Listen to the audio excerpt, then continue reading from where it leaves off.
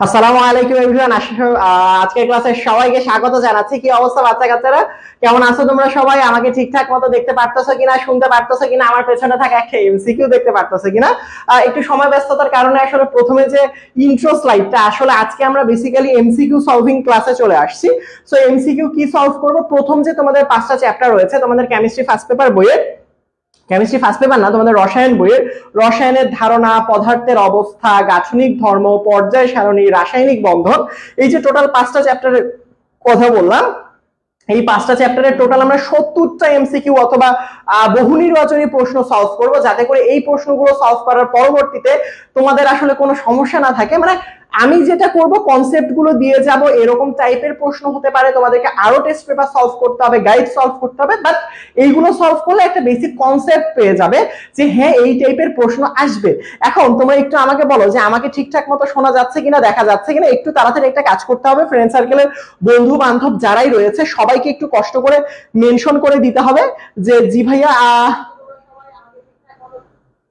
হ্যাঁ, সবাই এখন বলো আমাকে ঠিকঠাক মতো শোনা যায়, দেখা যায়, বোঝা যায়? আমার পেছনে থাকা স্ক্রিনের লেখাগুলো ঠিকঠাক মতো দেখা যায়, বোঝা যায়, শোনা যায়? আমি তো নিজেকে ঠিকঠাক মতো শুনতে পারতেছি, দেখতে পাচ্ছি এবং আমাকে বোঝা যাচ্ছে। আমি আবারও রিপিট করি, যারা যারা এখনো ক্লাসে জয়েন করোনি, মানে তারা কিভাবে জানে? হয়তোবা আমার আজকের ক্লাসটা শুরু হতে 2-3 মিনিট দেরি হয়ে গেল। আসলে একই মানুষ তো, সো স্টুডিও বাসায় এসে ইফতার করার পরবর্তীতে স্টুডিও সেটআপটা দিতে হয়, সো দিতে দিতে আসলে 2-3 মিনিট দেরি হয়ে গিয়েছে। কোনো ব্যাপার না, বাট আমাকে একটু কাইন্ডলি জানাও যে আমার ভয়েসটা ঠিকঠাক মতো শোনা যাচ্ছে কিনা, অল ক্লিয়ার রয়েছে কিনা, সবকিছু ঠিকঠাক কিনা। যদি সবকিছু ঠিকঠাক থেকে থাকে তাহলে আমরা ক্লাসটা শুরু করে ফেলবো। অনেকে দেখতে পাচ্ছি আনোয়ার হোসেন, তারপরে হালিমা ইসলাম, তার পরবর্তীতে আমি দেখতে পাচ্ছি আহাদ তালুকদারকে, নুসরাত জাহান লামিয়া, রাজশ্রী রায়কে দেখতে পাচ্ছি। তার পরবর্তীতে হচ্ছে ইসরাত জাহান লামিয়া, সেটা একটা বোমার ছবি দিছে নাকি, যাক, রাজশ্রী, তারপরে হচ্ছে নাবিলা তাবাসসুম, তারপরে সুদীপ্ত, তার পরবর্তীতে সুদীপ্ত হালদার। ঠিক আছে, সো আমি বলি প্রথমে একটা বেসিক কনসেপ্ট দিয়ে নেই, সেটা হচ্ছে আজকের ক্লাসটা বেসিক্যালি কাদের জন্য? যারা নতুন ক্লাস 9-এ উঠেছো, যারা নতুন ক্লাস 10-এ উঠেছো এবং যারা এসএসসি 25 ব্যাচ, সবার জন্য আসলে সমানভাবে গুরুত্বপূর্ণ। কেন? কারণ যারা এসএসসি 25 তাদের তো গলার মধ্যে এসএসসি পরীক্ষা চলে আসছে, বাট তাদের কথা যদি আমি বাদও দেই তাহলে হচ্ছে ক্লাস 9 এবং 10 এর স্টুডেন্টদের এই চ্যাপ্টার গুলো কিন্তু আছে, তোমাদের পরীক্ষার মধ্যে কিন্তু এই চ্যাপ্টার গুলো আছে। সবাই সবসময় সিকিউ প্রশ্ন সলভ করো, বড় বড় প্রশ্ন মুখস্থ করো, বাট এই প্রশ্নগুলো আসলে সলভ করা খুবই গুরুত্বপূর্ণ। সো আমরা একটা কাজ করব, সেটা হচ্ছে সবাই অলরেডি দেখতেছি যে প্রশ্নটার উত্তর দিয়ে দিচ্ছ। আমাদের টার্গেট কি আজকে 1 ঘন্টা অর্থাৎ 60 মিনিট, যদিও বা আমরা ঠিক 7টা 10 মিনিট থেকে 8টা 10 মিনিট, এই 1টা ঘন্টা আমরা একটু সময় নিব, একটু মানে ক্লাসটা শুরু করতে একটু লেট হয়ে গিয়েছে 10 মিনিটের মতো। যাই হোক, কথা হচ্ছে আমাদের টার্গেট হচ্ছে 70টা এমসিকিউ। কেমন? অধ্যায় কয়টা? 5টা চ্যাপ্টার, 5টা চ্যাপ্টারে টোটাল কয়টা এমসিকিউ সলভ করবো? ইনশাআল্লাহ 70টা এমসিকিউ সলভ করব। এবং যারা যারা এই উত্তরগুলো পারো আগেই উত্তর দিয়ে দিবা, কোনো সমস্যা নেই, কমেন্টের মধ্যে জানিয়ে দিবা। যারা যারা পারো না আমার সাথে একটু মিলিয়ে নিবা। তো আমরা শুরু করে ফেলি। 1 ঘন্টা টার্গেট, আমাদের 7টা 9 বেজে গিয়েছে। 60 মিনিটে 70টা এমসিকিউ, মানে প্রতি মিনিটে গড়ে একটার থেকে একটু বেশি করে এমসিকিউ সলভ করতে হবে ইনশাআল্লাহ। প্রথমে বলছে ব্রোঞ্জ কোন ধাতুর সংকর। এই সংকর কথাটার অর্থটি কি? সংকর মানে হচ্ছে একাধিক ধাতুকে একসাথে মিলে একটা নতুন জিনিস তৈরি করা। যেমন তুমি এটা হিসেব করতে পারো একটা খিচুড়ি, মানে খিচুড়ি মানে কি? খিচুড়ি মানে ধরো হচ্ছে চাল, ডাল, তেল, পেঁয়াজ সবগুলো একসাথে দিলা, দেওয়ার পরবর্তীতে নতুন একটা খাবার তৈরি করলা। ঠিক একইভাবে এই যে সংকর ধাতু, মানে সংকর মানে অনেকগুলো জিনিসকে একত্রিত করা। অনেকগুলো কোন জিনিসকে একত্রিত করা? সেটা হচ্ছে ধাতু। এখন কয়টা ধাতু বলেই দিছে? 2টি ধাতু। তো সবসময় মনে রাখতে হবে ব্রোঞ্জ, ব্রোঞ্জ, হ্যাঁ, ব্রোঞ্জ হচ্ছে কোনটা ধাতুর হচ্ছে সংকর? কোন ধাতুগুলো গলায় গলায় ব্রোঞ্জ তৈরি করা হয়? সহজ উত্তর, খুবই সহজ একটা উত্তর, সেটা হচ্ছে কপার এবং টিন। এটা মনে রাখবে, এভাবেও আসতে পারে। কপার এবং টিনের সংকেত কিন্তু টিএন না, এসএন। সো এই জিনিসটা মনে রাখা গুরুত্বপূর্ণ যে কপারের সংকেত এবং টিনের সংকেত। সো এটা আমরা শেষ করি। এবং আরেকটা জিনিস মনে রাখবে, আমি যে কোশ্চেন গুলো সলভ করাবো, এই কোশ্চেন গুলো কিন্তু বিগত বছরে বিভিন্ন সালে বোর্ডে আসা প্রশ্ন। সুতরাং আমরা কিন্তু এমনি প্রশ্ন সলভ করতেছি না, বিগত বছরে কোনো স্কুলে আসা প্রশ্ন সলভ করতেছি না। আমরা বেসিক্যালি যেটা করতেছি, বিগত বছরে বোর্ড প্রশ্ন সলভ করতেছি। সো খুবই গুরুত্বপূর্ণ। এই যে দেখো একটা জিনিস, সেটা হচ্ছে কোনটি প্রথম ব্যবহৃত ধাতু। সো অনেকেই আসলে অনেক জায়গা থেকে যদি তোমরা হচ্ছে গুগল বা অনেক কিছু করো, তাহলে দেখবা হচ্ছে কপার দেয়া আছে, অনেক জায়গায়, বাট তোমার বোর্ড বইয়ের মধ্যে কোনটা দেয়া আছে এটা গুরুত্বপূর্ণ। তোমার বোর্ড বইয়ের মধ্যে দেয়া আছে সর্বপ্রথম ব্যবহৃত ধাতু হচ্ছে Au অর্থাৎ গোল্ড। সেই গোল্ড যেহেতু প্রথম ব্যবহৃত ধাতু, কপার অনেক জায়গায় দেয়া থাকলে তুমি এটা দিতে পারবা না। কেন? কারণ হচ্ছে ভাইয়া তোমার বইয়ের মধ্যে কি দেয়া আছে, তোমার বইয়ের মধ্যে কি দেয়া আছে এইটা হচ্ছে ইম্পর্টেন্ট। বইয়ের মধ্যে যেহেতু গোল্ড দেয়া আছে, Au মানে অরান দেয়া আছে, সুতরাং এটা হচ্ছে গুরুত্বপূর্ণ।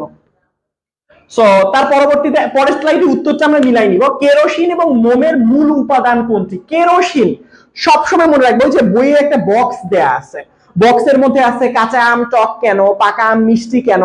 এর পরবর্তীতে হচ্ছে গিয়ে তোমার দেয়া আছে ধরো হচ্ছে গিয়ে তোমার আরো কি দেয়া আছে, কাঁচা আম পাকা আম, তার পরবর্তীতে কেরোসিন নিয়ে দেয়া আছে, পেটের মধ্যে হচ্ছে অ্যাসিডিটির সমস্যা নিয়ে ব্যাপার স্যাপার দেয়া আছে। সো আমরা যদি এখানে খেয়াল করি সেটা হচ্ছে এখানে কি কেরোসিন, আরেকটা হচ্ছে মোম, এই দুইটাই মনে রাখবো, দুইটাই হচ্ছে কার্বোহাইড্রেট, মানে হচ্ছে কার্বন এবং হাইড্রোজেন সমন্বিত যৌগ। কেরোসিনের মধ্যে যাই পাও না কেন এর মধ্যে ন্যাম্পোলাইগা খুঁজলেও কার্বন আর হাইড্রোজেন ছাড়া কিছু পাবা না।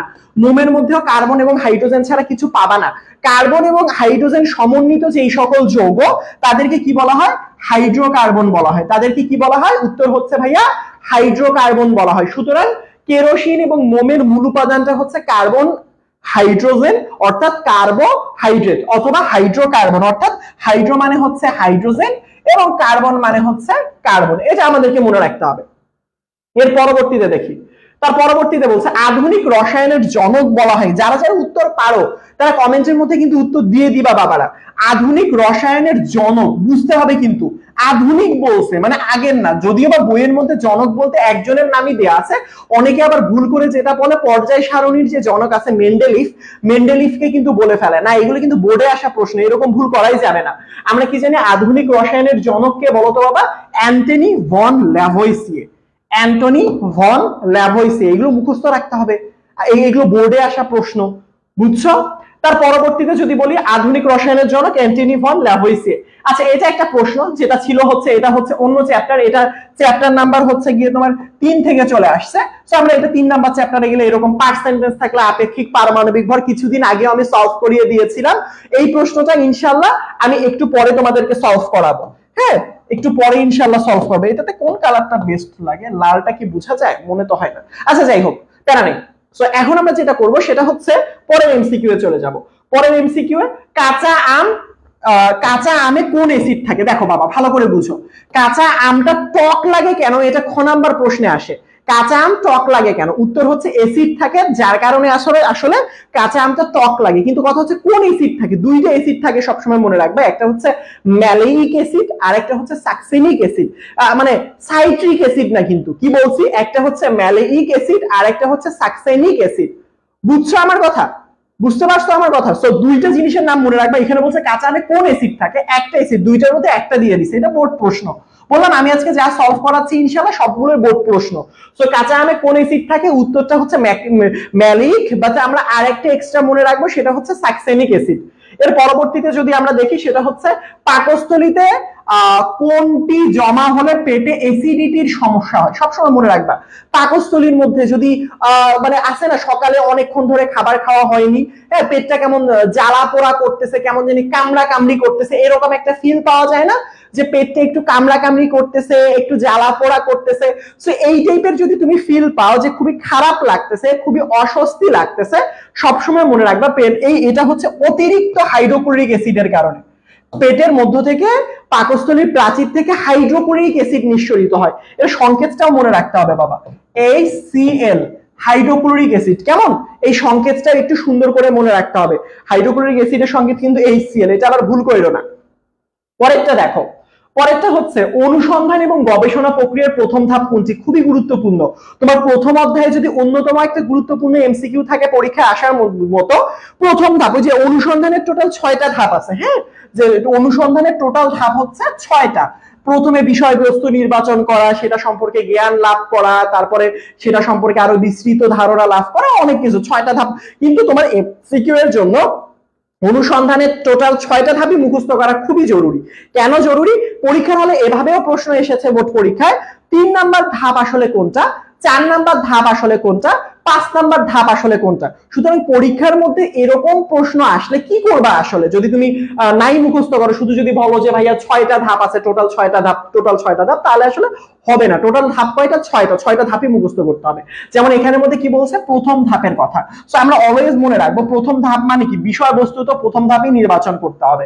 এছাড়া তুমি কেমনি কি করবা, বিষয়বস্তুটা তুমি কিসের উপর গবেষণা করে কি আবিষ্কার করতে চাচ্ছ, এটা যদি ফিক্সড করতে না পারো তাহলে কেমনি কি হবে, আসলে কোনো ওয়ে নাই আসলে। যাই হোক, পরবর্তীতে যদি আমরা দেখি, সেটা হচ্ছে একটি বোতলের গায়ে এই যে এরকম একটা কঙ্কাল চিহ্ন দেয়া, হ্যাঁ হ্যাঁ, এরকম কঙ্কাল চিহ্ন দেয়া, পাওয়া গেছে বোতলটি যে যৌগ থাকতে পারে। বুঝো, এইগুলো কিন্তু বোর্ডে আসা প্রশ্ন।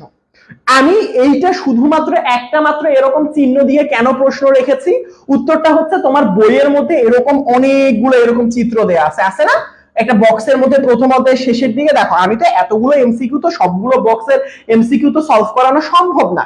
তাই তোমাকে যেটা করতে হবে, তোমার বোর্ড বইটা খোলার পরবর্তীতে, প্রথম চ্যাপ্টারটা খোলার পরবর্তীতে দেখবা ওই যে বক্স গুলো দেয়া রয়েছে, বিভিন্ন চিহ্ন, কঙ্কালের চিহ্ন, গাছের চিহ্ন, অথবা তেজস্ক্রিয় রশ্মির চিহ্ন, এই যে চিহ্নটা রয়েছে, এই চিহ্নটা দেখে তোমাকে মনে রাখতে হবে। এইটা বোর্ড পরীক্ষার জন্য খুবই ইম্পর্টেন্ট। এমনও হতে পারে প্রথম প্রশ্নটাই প্রথম অধ্যায় থেকে তোমার এই প্রশ্ন এসেছে, এই অধ্যায় থেকে একটাই প্রশ্ন এসেছে, সেটা হচ্ছে এরকম কঙ্কালের একটা চিহ্ন দিয়ে দিছে, চিত্র দিয়ে দিছে, দিয়ে বলছে যে ভাই এটাতে আসলে কিসের কি বুঝাইছে, এই যৌগটা বলতে কি বুঝাইছে। এই যে উত্তরটা তোমরা দিয়ে দিচ্ছ যে এ নাম্বার, অর্থাৎ টলোইন। হ্যাঁ, উত্তর দিয়ে দিতে হবে যত তাড়াতাড়ি পারো, কিন্তু এটা তো ক্লোরোবেনজিন। এটা কি টলোইন নাকি ক্লোরোবেনজিন বলো, এটা কি টলোইন নাকি ক্লোরোবেনজিন বলো।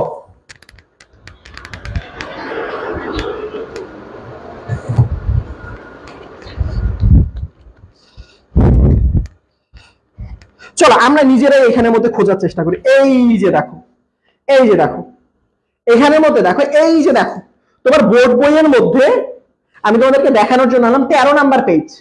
তুমি যদি 13 নাম্বার পেজটা দেখো, তাহলে এই যে দেখো কঙ্কালের চিহ্ন, কঙ্কালের চিহ্ন দেখার পরবর্তীতে দেখো এই যে কঙ্কালের চিহ্নটা আমার দেয়া রয়েছে, এখানে দেখো বেনজিন, ক্লোরোবেনজিন, মিথানল, এই ধরনের পদার্থ। মানে কি কনফিডেন্স পোলাপানের, একজনের দেখছে ভাইয়া আমাকে এ দিছে, তাহলে বাকি সবাই এই দেই, সবাই একদম ভাই রে ভাই 100% শিওর আমার 25টা এমসিকিউ হয়েছে।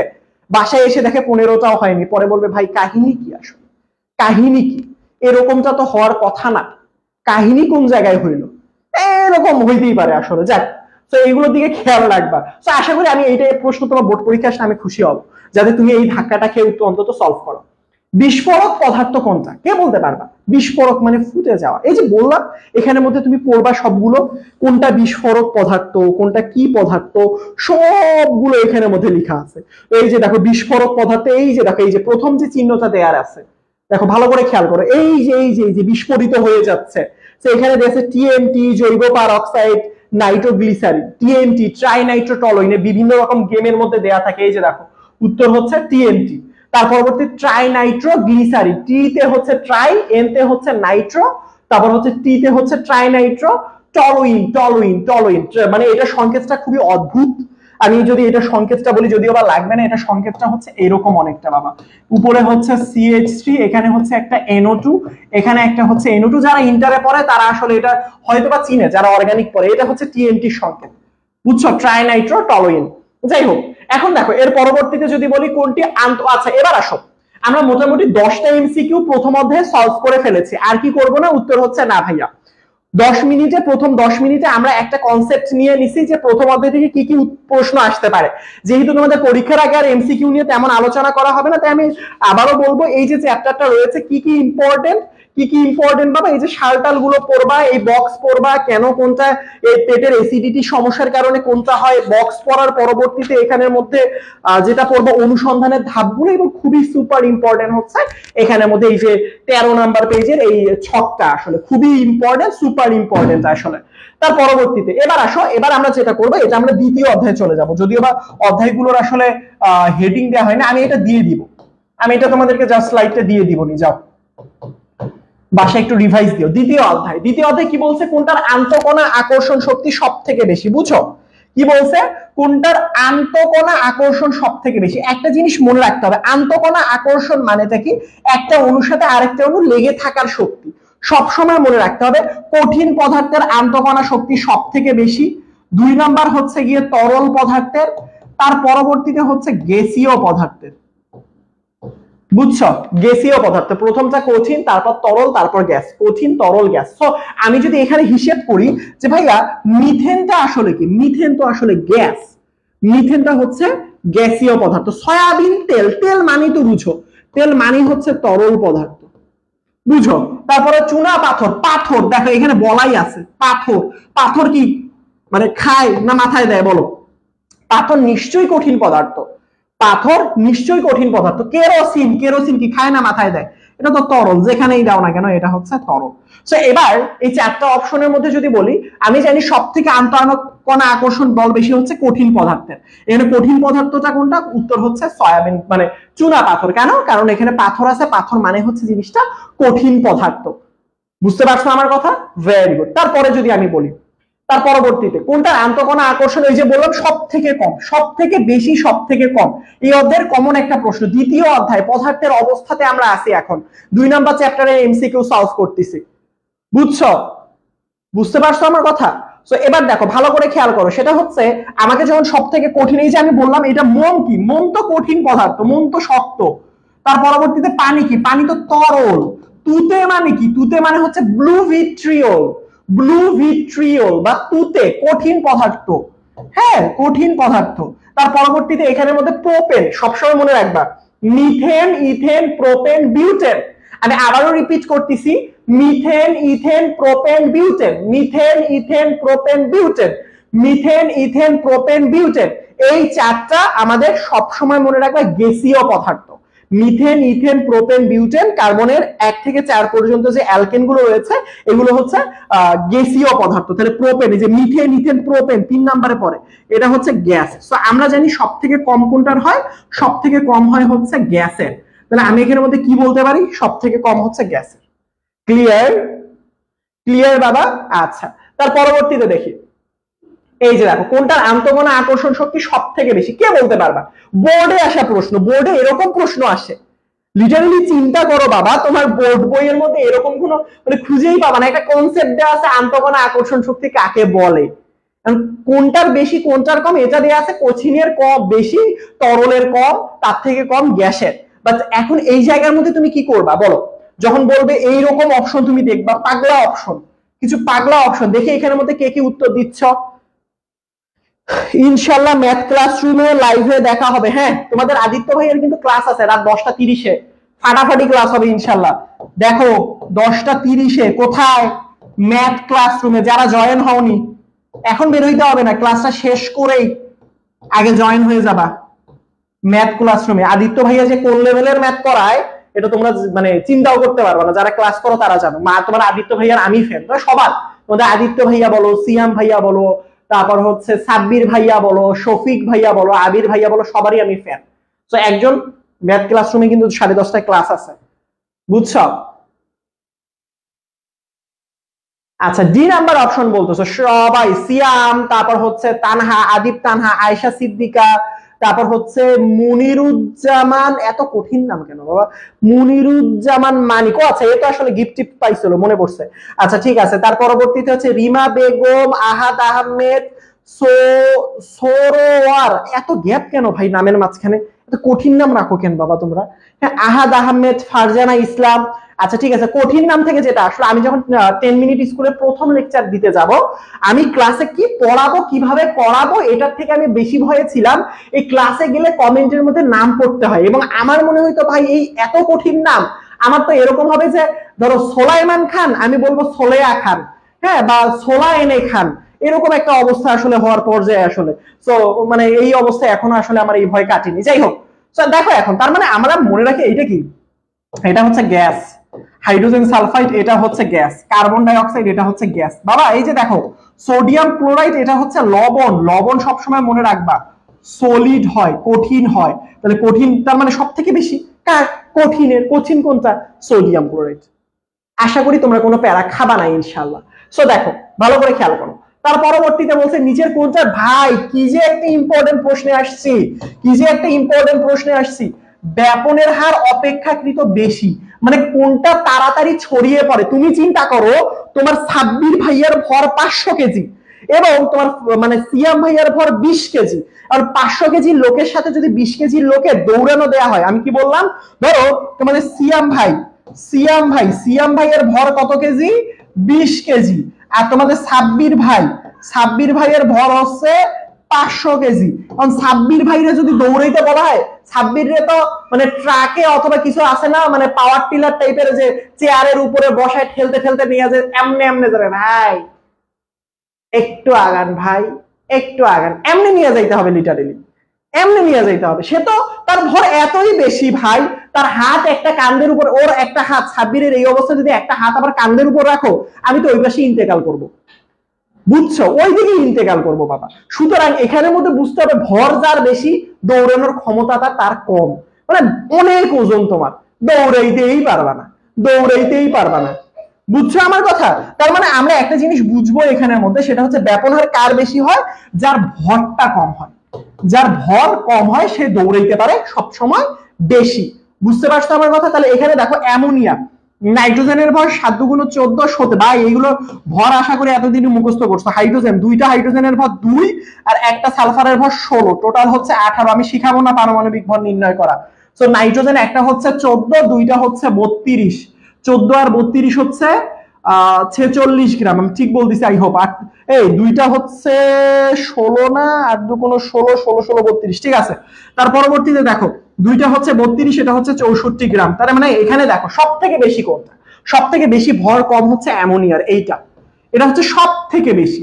আর সব থেকে কম কার, যার ওজন বেশি, যে তোমাদের সাব্বির ভাইয়া, কম হচ্ছে 64 গ্রাম, অর্থাৎ সালফার ডাই অক্সাইডের। অর্থাৎ কি, অর্থাৎ হচ্ছে সালফার ডাই অক্সাইডের, অর্থাৎ কি, অর্থাৎ হচ্ছে সালফার ডাই অক্সাইডের। বুঝতে পারছো আমার কথা?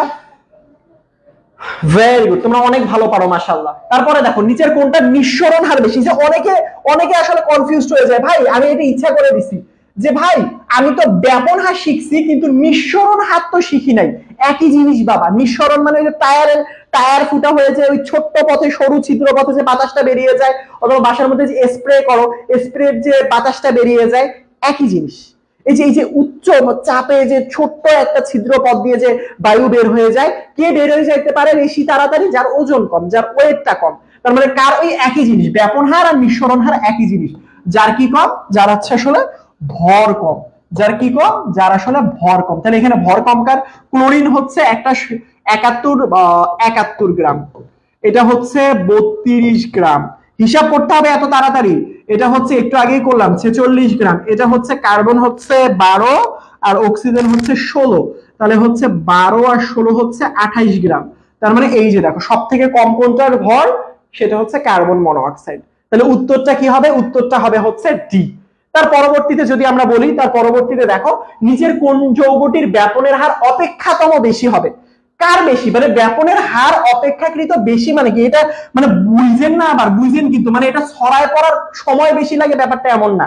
ব্যাপন হার বেশি, ব্যাপন হার অপেক্ষাকৃত বেশি, একই কথা। আবারও ভর বের করবেন, ওই যে আগের প্রশ্ন, এটা আগেরই প্রশ্ন ছিল একটু ভিন্ন ভাষায়। এটা হচ্ছে 17 গ্রাম, এটা হচ্ছে 18 গ্রাম। তার পরবর্তীতে এটা আমার উত্তরের আগে উত্তর করবেন, কয়েকদিন পর পরীক্ষা বাবা। নাইট্রোজেন হচ্ছে 14, আর এটা হচ্ছে গিয়ে 32, হচ্ছে গিয়ে তোমার 14 32 46 গ্রাম। এটা হচ্ছে সালফার হচ্ছে 32 32 32 64 গ্রাম। কোনটার বেশি হবে, যার ভর কম। ভর কম কোনটা, অ্যামোনিয়া, উত্তর হচ্ছে অ্যামোনিয়া। তার পরবর্তীতে ঊর্ধ্বপাতিত যৌগ, খুবই ইম্পর্টেন্ট, তোমাদের বইয়ের অন্যতম একটা ইম্পর্টেন্ট পার্ট হচ্ছে ঊর্ধ্বপাতিত যৌগ। ঊর্ধ্বপাতন কাকে বলে, পাতন কাকে বলে, এই সংজ্ঞাগুলো খুবই খুবই গুরুত্বপূর্ণ, সবসময় মনে রাখবা। সংজ্ঞা যদি আসে, কোনো একটা কঠিন বস্তুকে তুমি তাপ দিলা, এটা আমি ক্লাসে অনেকবার করাই দিছি, কি করবা, কঠিন একটা বস্তুকে তাপ দিবা, তাপ দিলে সেটা যদি সরাসরি গ্যাসীয় পদার্থে পরিণত হয়, মানে তরলে পরিণত না হয়। ধরো তুমি যখন একটা পানিকে, বরফকে তাপ দিবা, সেটা প্রথমে গলে পানি হবে, তারপর ওইটাকে তাপ দিলে ওইটা গ্যাস হয়ে আকাশে উড়ে যাবে। কিন্তু এমন কিছু পদার্থ আছে তুমি তাপ দিলে সরাসরি গ্যাস হয়, যেমন ন্যাপথলিন। বুঝতে পারছো, ন্যাপথলিন হতে পারে, আয়োডিন হতে পারে, নিশাদল হতে পারে। এখন এখানের মধ্যে নিশাদল মানে নিশাচর মনে করেন না, যে রাতের বেলা লুকায় থাকে বা রাতের বেলায় বেরোয়, ব্যাপারটা এরকমটা মোটেও না। সবসময় মনে রাখবা নিশাদল মানে কি, নিশাদল মানে হচ্ছে অ্যামোনিয়াম ক্লোরাইড। এইটা একটু মনে রাখবা, সংকেতও মনে রাখবা, বাংলা নামও মনে রাখবে, এর সাথে আয়োডিনের কথাটা খুবই ইম্পর্টেন্ট। এই যে বইয়ের মধ্যে যে তোমাদের যারা যারা এখনো বই এখনো মানে হান্দায় পাচ্ছ না, মানে ভাই কই কত নাম্বার পেজ, কোন পেজের কথা বলে না আল্লাহ। আমার তো যখন তোমাদেরকে এই টপিক গুলো পড়ে চোখের সামনে ভাসে। এই যে দেখো 31 নাম্বার পেজ বলে দিলাম, বইয়ের 31 নাম্বার পেজ। পাতন কাকে বলে, ঊর্ধ্বপাতন কাকে বলে? ওই যে দেখো, পাতন মানে কি, উল্টা কাজটা করবা, গ্যাসকে ঠান্ডা করে কঠিনে পরিণত করবা, সেটা হচ্ছে পাতন, বুঝছো? এটার উল্টা, গ্যাসকে ঠান্ডা করে কঠিনে পড়লে ইয়াক বলা হয়, কি জানি বলে, মানে এই পুরো প্রসেসটাকে বলা হয় পাতন। এটা পড়বা যে তরলকে তাপ প্রদানে বাষ্প এবং পুনরায়, মানে হচ্ছে কঠিন প্রধানকে তাপ করবা, গ্যাসে পরিণত করবা, আবার গ্যাসকে তাপ থেকে নিঃসরণ করে কঠিনে পরিণত করবা। যদি এরকম দুইটা ধাপ হয় একসাথে তাহলে পাতন বলা হয়। এগুলো সংজ্ঞা ইম্পর্টেন্ট। এছাড়া এই যে নিচের দিকে দেখো 31 নাম্বার পেজের, সেটা হচ্ছে নিশাদল, কপুর, ন্যাপথলিন, কঠিন carbon die oxide, iodine, ammonium chloride, একদম কানা হাফেজের মতো মুখস্থ করে রাখতে হবে। আমি জানি না এখানে মধ্যে বইটা কতটুকু ঝাপসায় গেছে, বাট তোমার 31 নাম্বার পেজে আমার আঙ্গুলটা যেখানে আছে সেটাই আসলে তোমাদের পার্ট, এটা একটু মনে রাখবা, বুঝছো? ঠিক আছে, তার পরবর্তীতে দেখো, তার পরবর্তী ঊর্ধ্বপাতিত মৌল, ওই যে একই বললাম ঊর্ধ্বপাতিত মৌল, ঊর্ধ্বপাতিত মৌলমূলক যৌগমূলক, দেখো এখানে মধ্যে বলছে ন্যাপথলিন, কঠিন কার্বন ডাই অক্সাইড। এখন এখানে মধ্যে কাহিনী আছে, মৌলিক পদার্থ মানে হচ্ছে সবসময় মনে রাখবা সেম সেম সেম সেম, যৌগিক মানে আলাদা আলাদা, কপুর হচ্ছে আলাদা, ন্যাপথলিন আলাদা, কঠিন কার্বন ডাই অক্সাইড। যেমন এখানে দেখো কঠিন কার্বন ডাই অক্সাইডের সংকেত সবাই জানো, ধরো কঠিন কার্বন ডাই অক্সাইডটাকে আমি সলিড ফর্মে নিয়ে গেছি, সো কার্বন ডাই অক্সাইড, আর এটা হচ্ছে আয়োডিন মানে I2। I2 তে দেখো তো বাবা শুধুমাত্র আয়োডিন না, শুধুমাত্র আয়োডিন না, এখানে শুধুমাত্র তো I2। আয়োডিন মানে কি, আয়োডিন মানে দুইটা আয়োডিন একসাথে মিলে I2 ক্রিয়েট করবে, তাই তো, তাই তো হবে। এই যে একটা আয়োডিন, এই যে একটা আয়োডিন, দুইটা আয়োডিন, এই যে একটা আয়োডিন, এই যে একটা আয়োডিন, দুইটা আয়োডিন, দুইটা আয়োডিনকে একসাথে করে লিখবো, মানে I2 আকারে লিখবো। তো এইটা তো মৌলিক অবশ্যই, কেন? কারণ সেম জিনিস, সেম সেম হলে কি হয়, মৌলিক পদার্থ হয়, তাই না? বলতো সেম সেম হলে কি হয়, মৌলিক পদার্থ হয়। এর পরবর্তীতে দেখো, মানব শরীরে কত রকমের বিভিন্ন মৌল রয়েছে, খুবই ভালো একটা কথা। মানব শরীরে, এইটা হচ্ছে আমরা চ্যাপ্টার নাম্বার এখন 3য় অধ্যায়ে চলে আসছি। দেখো আমাদের 2 নাম্বার চ্যাপ্টার পর্যন্ত মোটামুটি শেষ, এখন আমরা অধ্যায় নাম্বার কততে আসছি, অধ্যায় নাম্বার 3-এ চলে আসছি বাবা। দেখো অধ্যায় নাম্বার 3-এ প্রথম যে প্রশ্নটা, মানব শরীরে মোট কত ধরনের মৌল আছে, এটা যে কতবার প্রশ্নে আসছে, সেই দিনও আমি তোমাদেরকে যে মডেল টেস্ট প্রশ্নটা নিয়েছিলাম, গ্রুপের মধ্যে মডেল টেস্ট পরীক্ষা দিলে অন্তত নিজে নিজে একটু খাতা কাটবেন, একটু দেখবেন যে পারি কিনা, বুঝছেন? বুঝছেন? সো দেখেন এখানের মধ্যে, সো এটা সবসময় মনে রাখবেন, এটা খুবই ইম্পর্টেন্ট, 26 রকমের, এটা মুখস্থ ঠুটস্থ, এটা বুঝার কিছু নাই। ইলেকট্রনের প্রকৃত আধান কোনটি, খুবই ইম্পর্টেন্ট, একটা জিনিস মনে রাখবেন বাবা, ইলেকট্রনের আধান, ইলেকট্রনের চার্জ, এই অধ্যায়ের প্রথম দিকে যে কিছু জিনিস আছে, যেমন বলতে পারি ল্যাটিন নাম, হ্যাঁ এখানের মধ্যে দেখবা, এই যে এখানের মধ্যে দেখবা কোন যৌগের ল্যাটিন নাম কোনটা, এখানে ল্যাটিন নাম হয়তো বা মিস চলে গেছে কোনোভাবে, বাট ল্যাটিন নামগুলো খুবই ইম্পর্টেন্ট বাবা। লেডের ল্যাটিন নাম iron, mercury, lead, gold, sodium, copper, potassium, silver, tin, antimony, কোনটার ল্যাটিন নাম কোনটা একদম মুখস্থ টুটস্থ কণ্ঠস্থ রাখতে হবে, এটা ছাড়া কোনো উপায় নেই, আসলে কোনো উপায় নেই, মুখস্থ টুকস্থ। তাহলে ইলেকট্রনের প্রকৃত আধান কোনটা সবসময় মনে রাখবা, আধান ইলেকট্রনের ক্ষেত্রে সবসময় মাইনাস হয়, এবং এটা হচ্ছে 1.6 গুণন 10⁻⁹ কুলম্ব, বুঝছো? শুধুমাত্র যে পরীক্ষা আধান থেকে আসবে ব্যাপারটা এরকমটা না, আধান থেকে আসতে পারে, চার্জ থেকে আসতে পারে, যে চার্জ কিরকম, আধান কিরকম, অথবা পরম ইলেকট্রনের ভরও আসতে পারে, প্রোটনের ভরও আসতে পারে। আমি যদি তোমাদেরকে বলি এই প্রশ্নটা কোথায় থেকে করা হয়েছে, তোমাদের বইয়ের 40 নাম্বার পেজে যে এই যে বক্সটা আছে, এই বক্স থেকে, এই বক্সের পুরাটাই ইম্পর্টেন্ট, মানে আমি একটা দিছি মানে যে এইটাই পরীক্ষা আসবে ব্যাপারটা এরকমটা না, আসতে পারে নিউট্রনের ভর, প্রোটনের ভর, নিউটনের চার্জ, প্রোটনের চার্জ, সুতরাং সবগুলো মনে রাখতে হবে। যেমন ইলেকট্রনের প্রকৃত ভর কত, আপেক্ষিকভাবে ইলেকট্রনের ভরটা 0 ধরা হয়, কিন্তু প্রকৃতভাবে ধরা 9.11 গুণন 10⁻⁻28। এছাড়াও এটা যদি কেজিতে কনভার্ট করো তাহলে 9.11 গুণন 10⁻31 কেজি, এটা ধরলেও হবে, এটা ধরলেও ক্ষতি নাই, বুঝছো? ঠিক আছে, তার পরবর্তীতে দেখো, তার পরবর্তীতে বলছে অক্সিজেন 2- প্রোটন সংখ্যা কত, এইগুলো ইম্পর্টেন্ট। দেখো যখন এরকম উপরে আধান দিয়ে, এগুলো কিন্তু বোর্ড প্রশ্ন, বুঝছো প্রথমে তোমাকে যখন এভাবে অক্সিজেনের উপর -2 দিয়ে বলবে যে এটা প্রোটন সংখ্যাটা কত বা প্রোটন নাম্বারটা কত, তখন কিভাবে বের করবা? সবসময় মনে রাখবা -1000 দিক, -2000 দিক কোনো ব্যাপার না।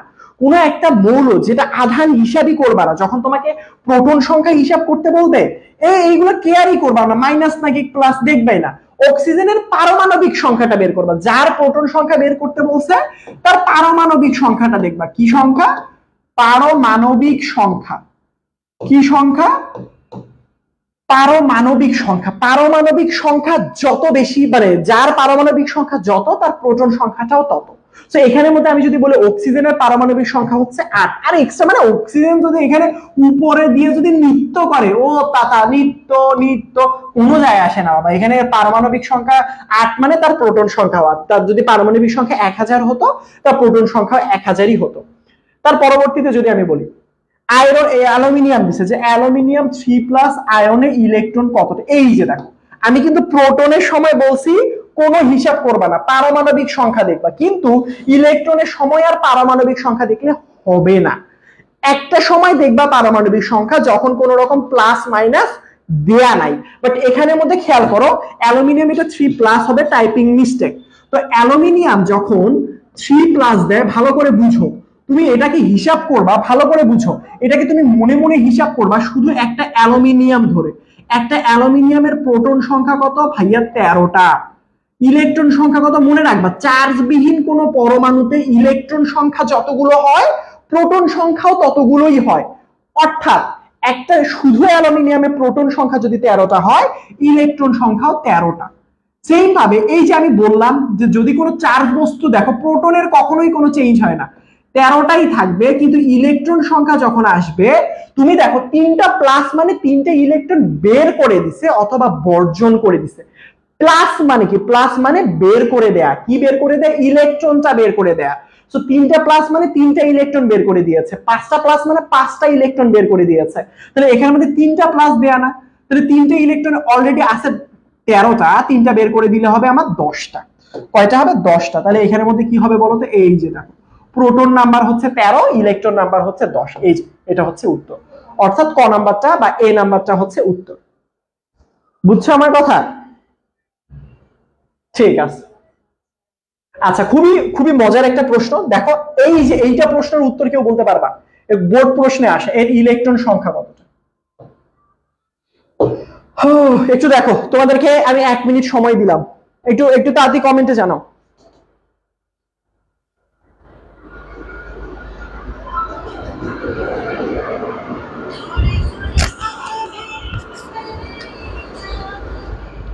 তাড়াতাড়ি জানো, তাড়াতাড়ি জানো, তাড়াতাড়ি জানো, তাড়াতাড়ি জানো, তাড়াতাড়ি তাড়াতাড়ি তাড়াতাড়ি তাড়াতাড়ি জানাইতে হবে।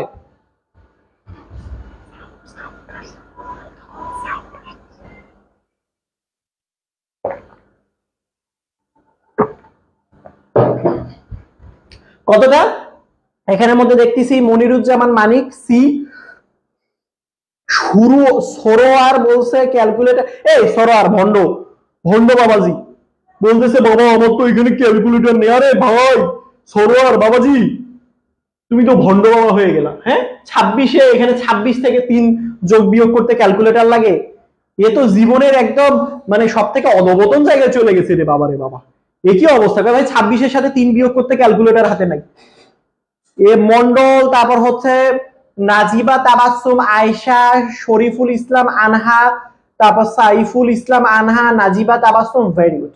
যারা যারা উত্তর দিচ্ছ সেরা সেরা সেরা সেরা সেরা। দেখো দেখো আসো, এই যে দেখো একজন যে বললো এত সুন্দর করে ভাই ক্যালকুলেটর নাই, দেখো কি একটা অবস্থা, মাথা তার ব্রেন কোন জায়গায় গেছে ভাই? তার ব্রেন মনে হচ্ছে আসমানে চলে গেছে, তার মাথাটা শুধুমাত্র আমার ক্লাসে আছে। আল্লাহ তার ব্রেনটা তার মাথায় আবার ফিরাই দাও আল্লাহ, কিছু করার নাই আল্লাহ। দেখো এখানের মধ্যে এই আয়রন 3+, আমি কি বলছি 3++ হিসাব করবা না, শুধু আয়রন হিসাব করবা। আয়রনের এখানে দিয়েও দিছে 26, মানে প্রোটন সংখ্যা কয়টা? প্রোটন সংখ্যা হচ্ছে 26টা। তাহলে ইলেকট্রন আর প্রোটন সমান থাকে, তাহলে ইলেকট্রন সংখ্যা 26টা। তাহলে এখানে কত প্লাস? এখানে হচ্ছে 3+।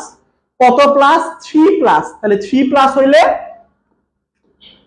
প্লাস মানে ইলেকট্রন বের করে দিছে না, তিনটা প্লাস মানে তিনটা বের করে দিছে, তাই ইলেকট্রনের তিনটা প্লাস মানে তিনটা বের করে দেয়া, মানে এখানে টোটাল হবে 23টা। তোমার এই ক্যালকুলেশনের জন্য ক্যালকুলেটর দরকার? হ্যাঁ, ক্যালকুলেটর দরকার যে ভাই 26 থেকে 3 বিয়োগ করবো, আমার হাতের কাছে তো ক্যালকুলেটর নাই, কি করব আমি? আল্লাহুম্মা আমিন, আল্লাহ তার হাতের কাছে ক্যালকুলেটরটা ফিরাই দাও। কি করব আসলে, আমরা চিন্তিত আসলে। তোমার হাতের কাছের ক্যালকুলেটরটা কই? তুমি দেখো তোমার পায়ের কাছে নাকি? দেখো গিয়ে স্বপ্নের মধ্যে তোমার পা ক্যালকুলেটর চাপ দিতেছে, এবং সে পা দেখবা স্টক করছে 2 মিনিট পর, পা স্টক করছে, বুঝছো? মানুষের তো মাথায় স্টক করে, তোমার পা ঠ্যাং ঠুং স্টক করছে কেন? তোমার পা মিলাইতে পারতেছে না 26-এর সাথে 3 বিয়োগ করলে কত হয়। আল্লাহ কি কঠিন একটা হিসাব।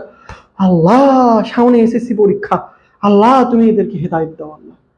ঠিক আছে, দেখো, বুঝছো? দেখো এবার, দেখো তার পরবর্তীতে বলছে মন খারাপ করো না, কার জানি নাম ধরে বলে, আমি মজা করছি এমনিতে। দেখো তুমি অনেক ভালো বাবা, এটা উত্তর দাও। নিচের কোনটার প্লাঙ্কের ধ্রুবক একক দিয়ে দিছে? দেখো কি প্লাঙ্কের ধ্রুবকের মানের কথা বলছে। কিসের ধ্রুবক? উত্তরটা হচ্ছে প্লাঙ্কের ধ্রুবক। প্লাঙ্কের ধ্রুবক বলতে কি বোঝানো হয়? এইচ কে বোঝানো হয় প্লাঙ্কের ধ্রুবক বলতে। প্লাঙ্কের ধ্রুবকের মানটা কত? 6.626 গুণন 10⁻⁻34। হ্যাঁ, তো এটার একক দুইটা হইতে পারে, জুল সেকেন্ডও দিতে পারে, অথবা এই যে এখানে যেটা দিছে meter square KG per second দিতে পারে। তো এখানে মনে রাখবে এই যে 6.626 গুণন 10⁻⁻34, এই জিনিসটা তোমাকে মনে রাখতে হবে, বুঝছো? তো আশা করি তুমি বুঝতে পারছো। তার পরবর্তীতে দেখো কি হয়েছে, এটা এটা একটু আনকমন প্রশ্ন, বাট মজার প্রশ্ন। কিউ যার পারমাণবিক সংখ্যা 19, এই যে নিচের সংখ্যা এভাবে যদি দেখো, এটা সংখ্যা হচ্ছে 19, এর শেষ ইলেকট্রনের, এটা ইলেকট্রনের হবে, ইলেকট্রনের কৌণিক ভরবেগ কত? এটার জন্য তোমাদেরকে আমি 30 সেকেন্ড সময় দিচ্ছি। এই প্রশ্নটার উত্তর করার জন্য আমি তোমাদেরকে 30 সেকেন্ড সময় দিব। তোমরা আমাকে 30 সেকেন্ডের মধ্যে এই প্রশ্নের উত্তর করে দিবা। দেখি কে করতে পারে, এটা আমি বলবো না। দেখি এখানের মধ্যে কে সর্বপ্রথম এই প্রশ্নের উত্তর। আরিফা আক্তার ঘ নাম্বারটা বলছে, আচ্ছা ঠিক আছে। তারপর অনিক হাসান বলছে বি নাম্বারটা। তারপরে ফারিয়া যারা, তার পরবর্তীতে ফারিয়া যারা সিয়াম উত্তর দিয়ে দিছে। লামিম আহমেদ এ বলছে, সিয়াম তো উত্তর দিছে, সে একবার বি বলে একবার বি বলে কেন। তাসলিম পূর্ণ উত্তর দিয়ে দিছে, সিদ্দিকা পূর্ণ বি নাম্বারটা।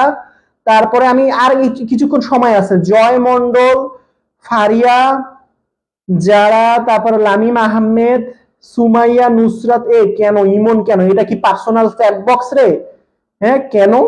জয় মন্ডল, রাইসা সানজিদা, তারপর হচ্ছে রিশা সানজিদা বলছে, আদিব বলছে, রাইসা সানজিদা বলছে। তার পরবর্তীতে অনেকে কমেন্ট দেখতে পাচ্ছে, জয় মন্ডল বলছে। ঠিক আছে, চলো আমাদের তো মোটামুটি 1 মিনিট হইলো, কি ব্যাপার বাকিদের কমেন্ট কই? এরকম প্রশ্ন কি কখনো সলভ করা হয়নি? খুবই গুরুত্বপূর্ণ একটা প্রশ্ন, যদি সলভ করে না থাকো চলো, এটা বোর্ডে আসা প্রশ্ন। দেখো যখন তুমি এরকম দেখবা, অথবা যে কোনো একটা পরমাণু বলে দিতে পারে, বলছে শেষ ইলেকট্রন। তো তুমি বুঝতে পারছো এটা হচ্ছে একটা 19 পারমাণবিক সংখ্যা কার? পটাশিয়াম। তাহলে পটাশিয়ামের 19, শেষ ইলেকট্রনটা তুমি খুঁজে বের করো। ইলেকট্রন বিন্যাসে আশা করি পারো 1s2 2s2 2p6 3s2 3p6, তার পরবর্তীতে হচ্ছে 4s1। তাহলে শেষ ইলেকট্রনটা কই আছে বাবাজি? তুমি বলো। শেষ ইলেকট্রনটা এখানে আছে। কোথায় আছে শেষ ইলেকট্রনটা? এই যে দেখো 1 না, এই যে দেখো, এই যে 4s1, এই যে শেষ ইলেকট্রন, এটাতে শেষ ইলেকট্রন আছে। এখন দেখো এই যে শেষ ইলেকট্রনটা কত নাম্বার কক্ষপথে আছে বাবাজি? এই যে দেখো 4 নাম্বার কক্ষপথে আছে। তো 4 নাম্বার কক্ষপথে যদি আমার শেষ ইলেকট্রনটা থাকে, আমরা স্বাভাবিকভাবে সূত্রটা কি জানি? আমরা স্বাভাবিকভাবে সূত্র জানি যে mvr, হ্যাঁ, কৌণিক ভরবেগের mvr is equal to nh divided by 2 pi। এই যে এটা আমরা জানি একটা সূত্র। তো এখন এখানের মধ্যে কৌণিক ভরবেগ চাইছে। কৌণিক ভরবেগ মানে কি? কৌণিক ভরবেগ মানে হচ্ছে mvr, এই টোটাল জিনিসটাকে একসাথে বলা হচ্ছে কৌণিক ভরবেগ। তো আমাকে এখানে জাস্ট এইটার ভ্যালুটা বের করতে হবে। এই যে এই পার্টটুকুর মান চাইছে। তো এই পার্টটুকুর মান মানে কি? দেখো তো এখানে n মানে প্রধান কক্ষপথ না, শেষ কক্ষপথ না। এটা কেন? কারণ আমি n কেন 4 নিব? কারণ বলছে শেষ ইলেকট্রনটা 4 নাম্বার কক্ষপথে আছে, অর্থাৎ n এর ভ্যালু হচ্ছে 4। তাহলে এখানের মধ্যে যদি বসাও nh/2 পাই, তাহলে এইটা কাটাকাটি, তাহলে হবে সুস্বাগতম যারা যারা বি নাম্বার উত্তরটা দিচ্ছ, অর্থাৎ 2h বাই পাই। এটাই হচ্ছে উত্তর। যারা যারা পেরেছো তাদেরকে হচ্ছে স্বাগত জানাই, এবং যারা যারা পাওনি বুক ভরা বেদনা জানাই। এই তোমরা বুঝতে পারছো এটা? তোমরা বুঝতে পারছো কেমনে করলাম? বুঝতে পারছো? কিচ্ছু না, সর্বশেষ কক্ষপথ সংখ্যাটা বের করেছি, তারপরে মান বসাইছি, হয়ে গেছে। তারপরে দেখো বলছে, এই যে দেখো, কোনটির বর্ণালী বোর পরমাণু ব্যাখ্যা করতে পারে না। সবসময় মনে রাখবা কয়েকটা জিনিস, এত হিসাবের দরকার নেই। বোর ব্যাখ্যা করতে পারে কোনটা কোনটা, এটা মনে রাখবা। পারে কোনটা কোনটা, একটা ইলেকট্রন যাদের মধ্যে আছে তাদেরটা ব্যাখ্যা করতে পারে। এখন প্রশ্ন হচ্ছে, ভাই একটা ইলেকট্রন বিশিষ্ট পরমাণু বা আয়ন কারা? এটা যদি বলেন হাইড্রোজেন করতে পারছে, হিলিয়াম তো দুইটা ইলেকট্রন, সে একটা বের করে দিলে হয় হিলিয়াম প্লাস। তার পরবর্তীতে হচ্ছে লিথিয়াম 2+, তার পরবর্তীতে হয় বেরিলিয়াম 3+। এই যে এই কয়েকটা হচ্ছে পারে, এইটা একটু মনে রাখবা যে বোর সাহেব তার মডেল অনুসারে এই কয়েকটা বর্ণালী ব্যাখ্যা করতে পারছে। বর্ণালী মানে সে আসলে ওই যে বর্ণগুলো উচ্চ কক্ষপথ থেকে নিম্ন কক্ষপথে আসলে কিছু আলো বিকিরিত করে, তো এই চারটা করতে পারে। তো এই চারটার মধ্যে দেখো এখানে কোনটা পারে? লিথিয়াম না, লিথিয়াম 2+ পারে, বেরিলিয়াম না। এই যে দেখো এখানের মধ্যে শুধু হাইড্রোজেনটাই আছে। তো এই চারটা মুখস্থ রাখবা, খুবই ইম্পর্টেন্ট। কোনটা পারে কোনটা পারে না, খুবই ইম্পর্টেন্ট বাবা। তার পরবর্তীতে এম শক্তি স্তরে সর্বোচ্চ কতগুলো ইলেকট্রন থাকতে পারে? দেখো আমি তোমাদেরকে বলছি কোন শক্তি স্তরে সর্বোচ্চ ইলেকট্রন ধারণ ক্ষমতা হচ্ছে 2n²। তুমি সবসময় মনে রাখবা কে এল এম এন এরকম থাকতে পারে। কে মানে হচ্ছে 1 নাম্বার শক্তি স্তর বোঝানো হয়, এল মানে হচ্ছে 2 নাম্বার শক্তি স্তর, এম মানে হচ্ছে 3 নাম্বার শক্তি স্তর, এন মানে হচ্ছে 4 নাম্বার শক্তি স্তর। এটা তো আমরা সবাই জানি। এখন মজার ব্যাপার হচ্ছে এখানের মধ্যে কি এম না, এম মানে কয় নাম্বার শক্তি স্তর? এই যে দেখো 3 নাম্বার। তাহলে আমি সূত্র কি জানি? 2n², 2 × 3²। তাহলে এখানের মধ্যে কত হবে? 2 × 3 × 9, তাহলে হবে 18টা ইলেকট্রন। তাহলে কয়টা হবে? 18। কয়টা হবে? 18টা। কয়টা কয়টা সাউন্ড আসে, বুঝতে পারছো আমার কথা? ক্লিয়ার? তার মানে এখানে 18টা মানে কি? এই যে দেখো বাকিগুলো কি? এই যে দেখো প্রথম যদি বলে কে তে কয়টা থাকে? সর্বোচ্চ 2টা, এল এ 8টা, এম এ এগুলো মুখে থাকবে বাবা 18টা, এন এ 32টা, এগুলো মুখে থাকবে। বুঝতে পারছো আমার কথা? Very good. তারপরেরটা দেখো, তারপরেরটা হচ্ছে কপারের এম শেলে কতগুলো ইলেকট্রন থাকতে পারে? কপারের এম শেলে, এটা এরকম একজন প্রশ্ন জিজ্ঞেস করছিল। কপার মানে কপারের ইলেকট্রন বিন্যাস করবা। তো কপারের ইলেকট্রন বিন্যাস করলে কি হয়? 1s2 2s2 2p6 3s2 3p6, তারপর হচ্ছে 3d10 4s1। এটা হচ্ছে ইলেকট্রন বিন্যাস। এবার মজার বিষয়টা খেয়াল করো ভালো করে, সেটা হচ্ছে এইটাকে বলি প্রথম কক্ষপথটাকে বলি কে, তারপরেরটাকে বলি এল, তারপরেরটাকে বলি এম, তারপরেরটাকে বলি এন। সো এনে দেখো কয়টা আছে? উপরে হচ্ছে একটা, এখানে কয়টা আছে? 10 আর 6 18, 16 আর 2 18। এখানে কয়টা আছে? 2টা, আর 6টা হচ্ছে 8টা। এখানে কয়টা আছে? 2টা। তাহলে কয় নাম্বার শেল বলছে? M shell. তাহলে এম শেলে কয়টা পাইছে? 18টা। তাহলে উত্তর হচ্ছে 18টা। সো যে কোনো শেল বলতে পারে, যে কোনো পরমাণু বলতে পারে, যে কোনো পরমাণুর যে কোনো শেল বলে দিলে আমরা এভাবে বের করব। আরে তোমরা তো মাশাআল্লাহ ভালো ট্যালেন্টেড রে বাবা, তোমরা তো অনেক ভালো রেজাল্ট করবা। আমি নিজে দেখে অনেক বেশি ইন্সপায়ার্ড, মানে হচ্ছে আমার আগে তোমরা উত্তর করে ফেলতেছো মাশাআল্লাহ। সিয়াম, তারপরে দেখতেছি সিদ্দিকা, হ্যাঁ, তারপর আয়েশা সিদ্দিকা, আরিফা আক্তার, রাইসা সাজিদ, আয়েশা সিদ্দিকা, তারপর হচ্ছে নাফিসা, মাশাআল্লাহ, তারপর নাজিবা তাবাসসুম, হ্যাঁ, তারপর হচ্ছে সেফা সিদরাতুল, হ্যাঁ, সুমাইয়া ইসলাম তাসনিম, যাক, তারপর হচ্ছে দেবনাথ, মাশাআল্লাহ কত সুন্দর।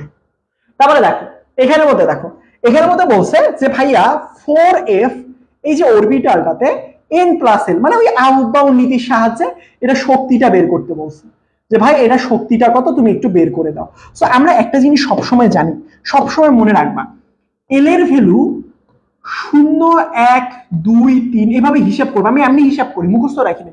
0 1 2 3 এস পি ডি এফ, এই যে এই চারটা হতে পারে। সো আমাকে যখন 4f বলে দিবে, 4f মনে রাখবে এটা হচ্ছে n এর মান যোগ এই যে l, এটা হচ্ছে তোমার হচ্ছে গিয়ে কিসের মান? এটা হচ্ছে l এর মান। তাহলে টোটালটা কি হবে? l এর মানটা কি? সামনের ভ্যালুটা 4, তাহলে এটা f এর জন্য কি হবে? f এর জন্য হচ্ছে 3 হবে। তাহলে আমরা কত বলতে পারি? 3। তাহলে এখানের মধ্যে কত হবে? 7। তার মানে উত্তর কত হবে, এটার ভ্যালু হচ্ছে 7, তাহলে এটার মান হচ্ছে 7। বুঝতে পারছি আমরা? ক্লিয়ার? বুঝতে পারছি?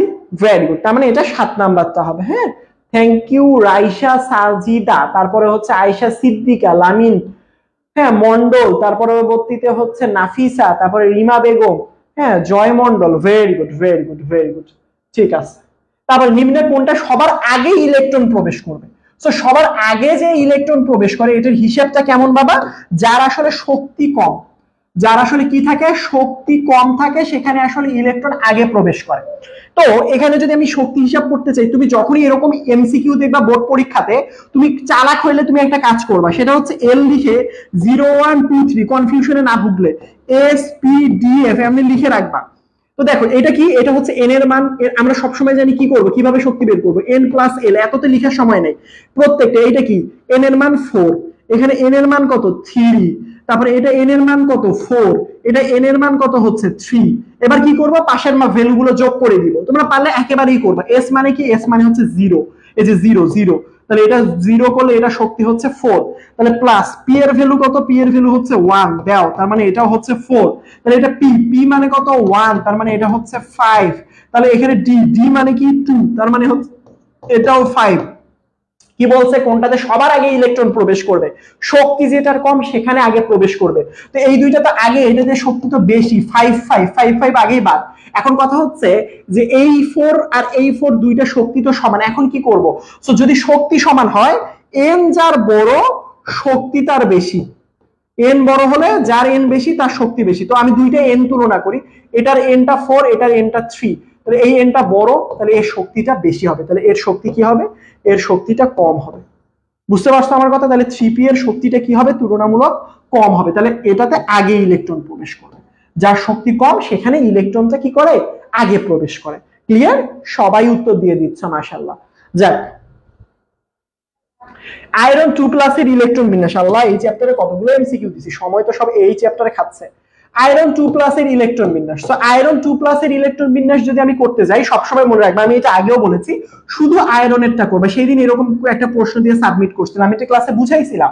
আয়রন কত 26, এরকম আয়নের দিলে কি করব, স্বাভাবিক ইলেকট্রন বিন্যাস করব, 1s2 2s2 2p6 3s2 3p6, তারপরে হচ্ছে গিয়ে তোমার 4s দেয়, 3d দেই আগে, তারপরে হচ্ছে 4s টা লিখি। তার মানে 18 18 আর 2 হচ্ছে 20 আর 6 হচ্ছে 26।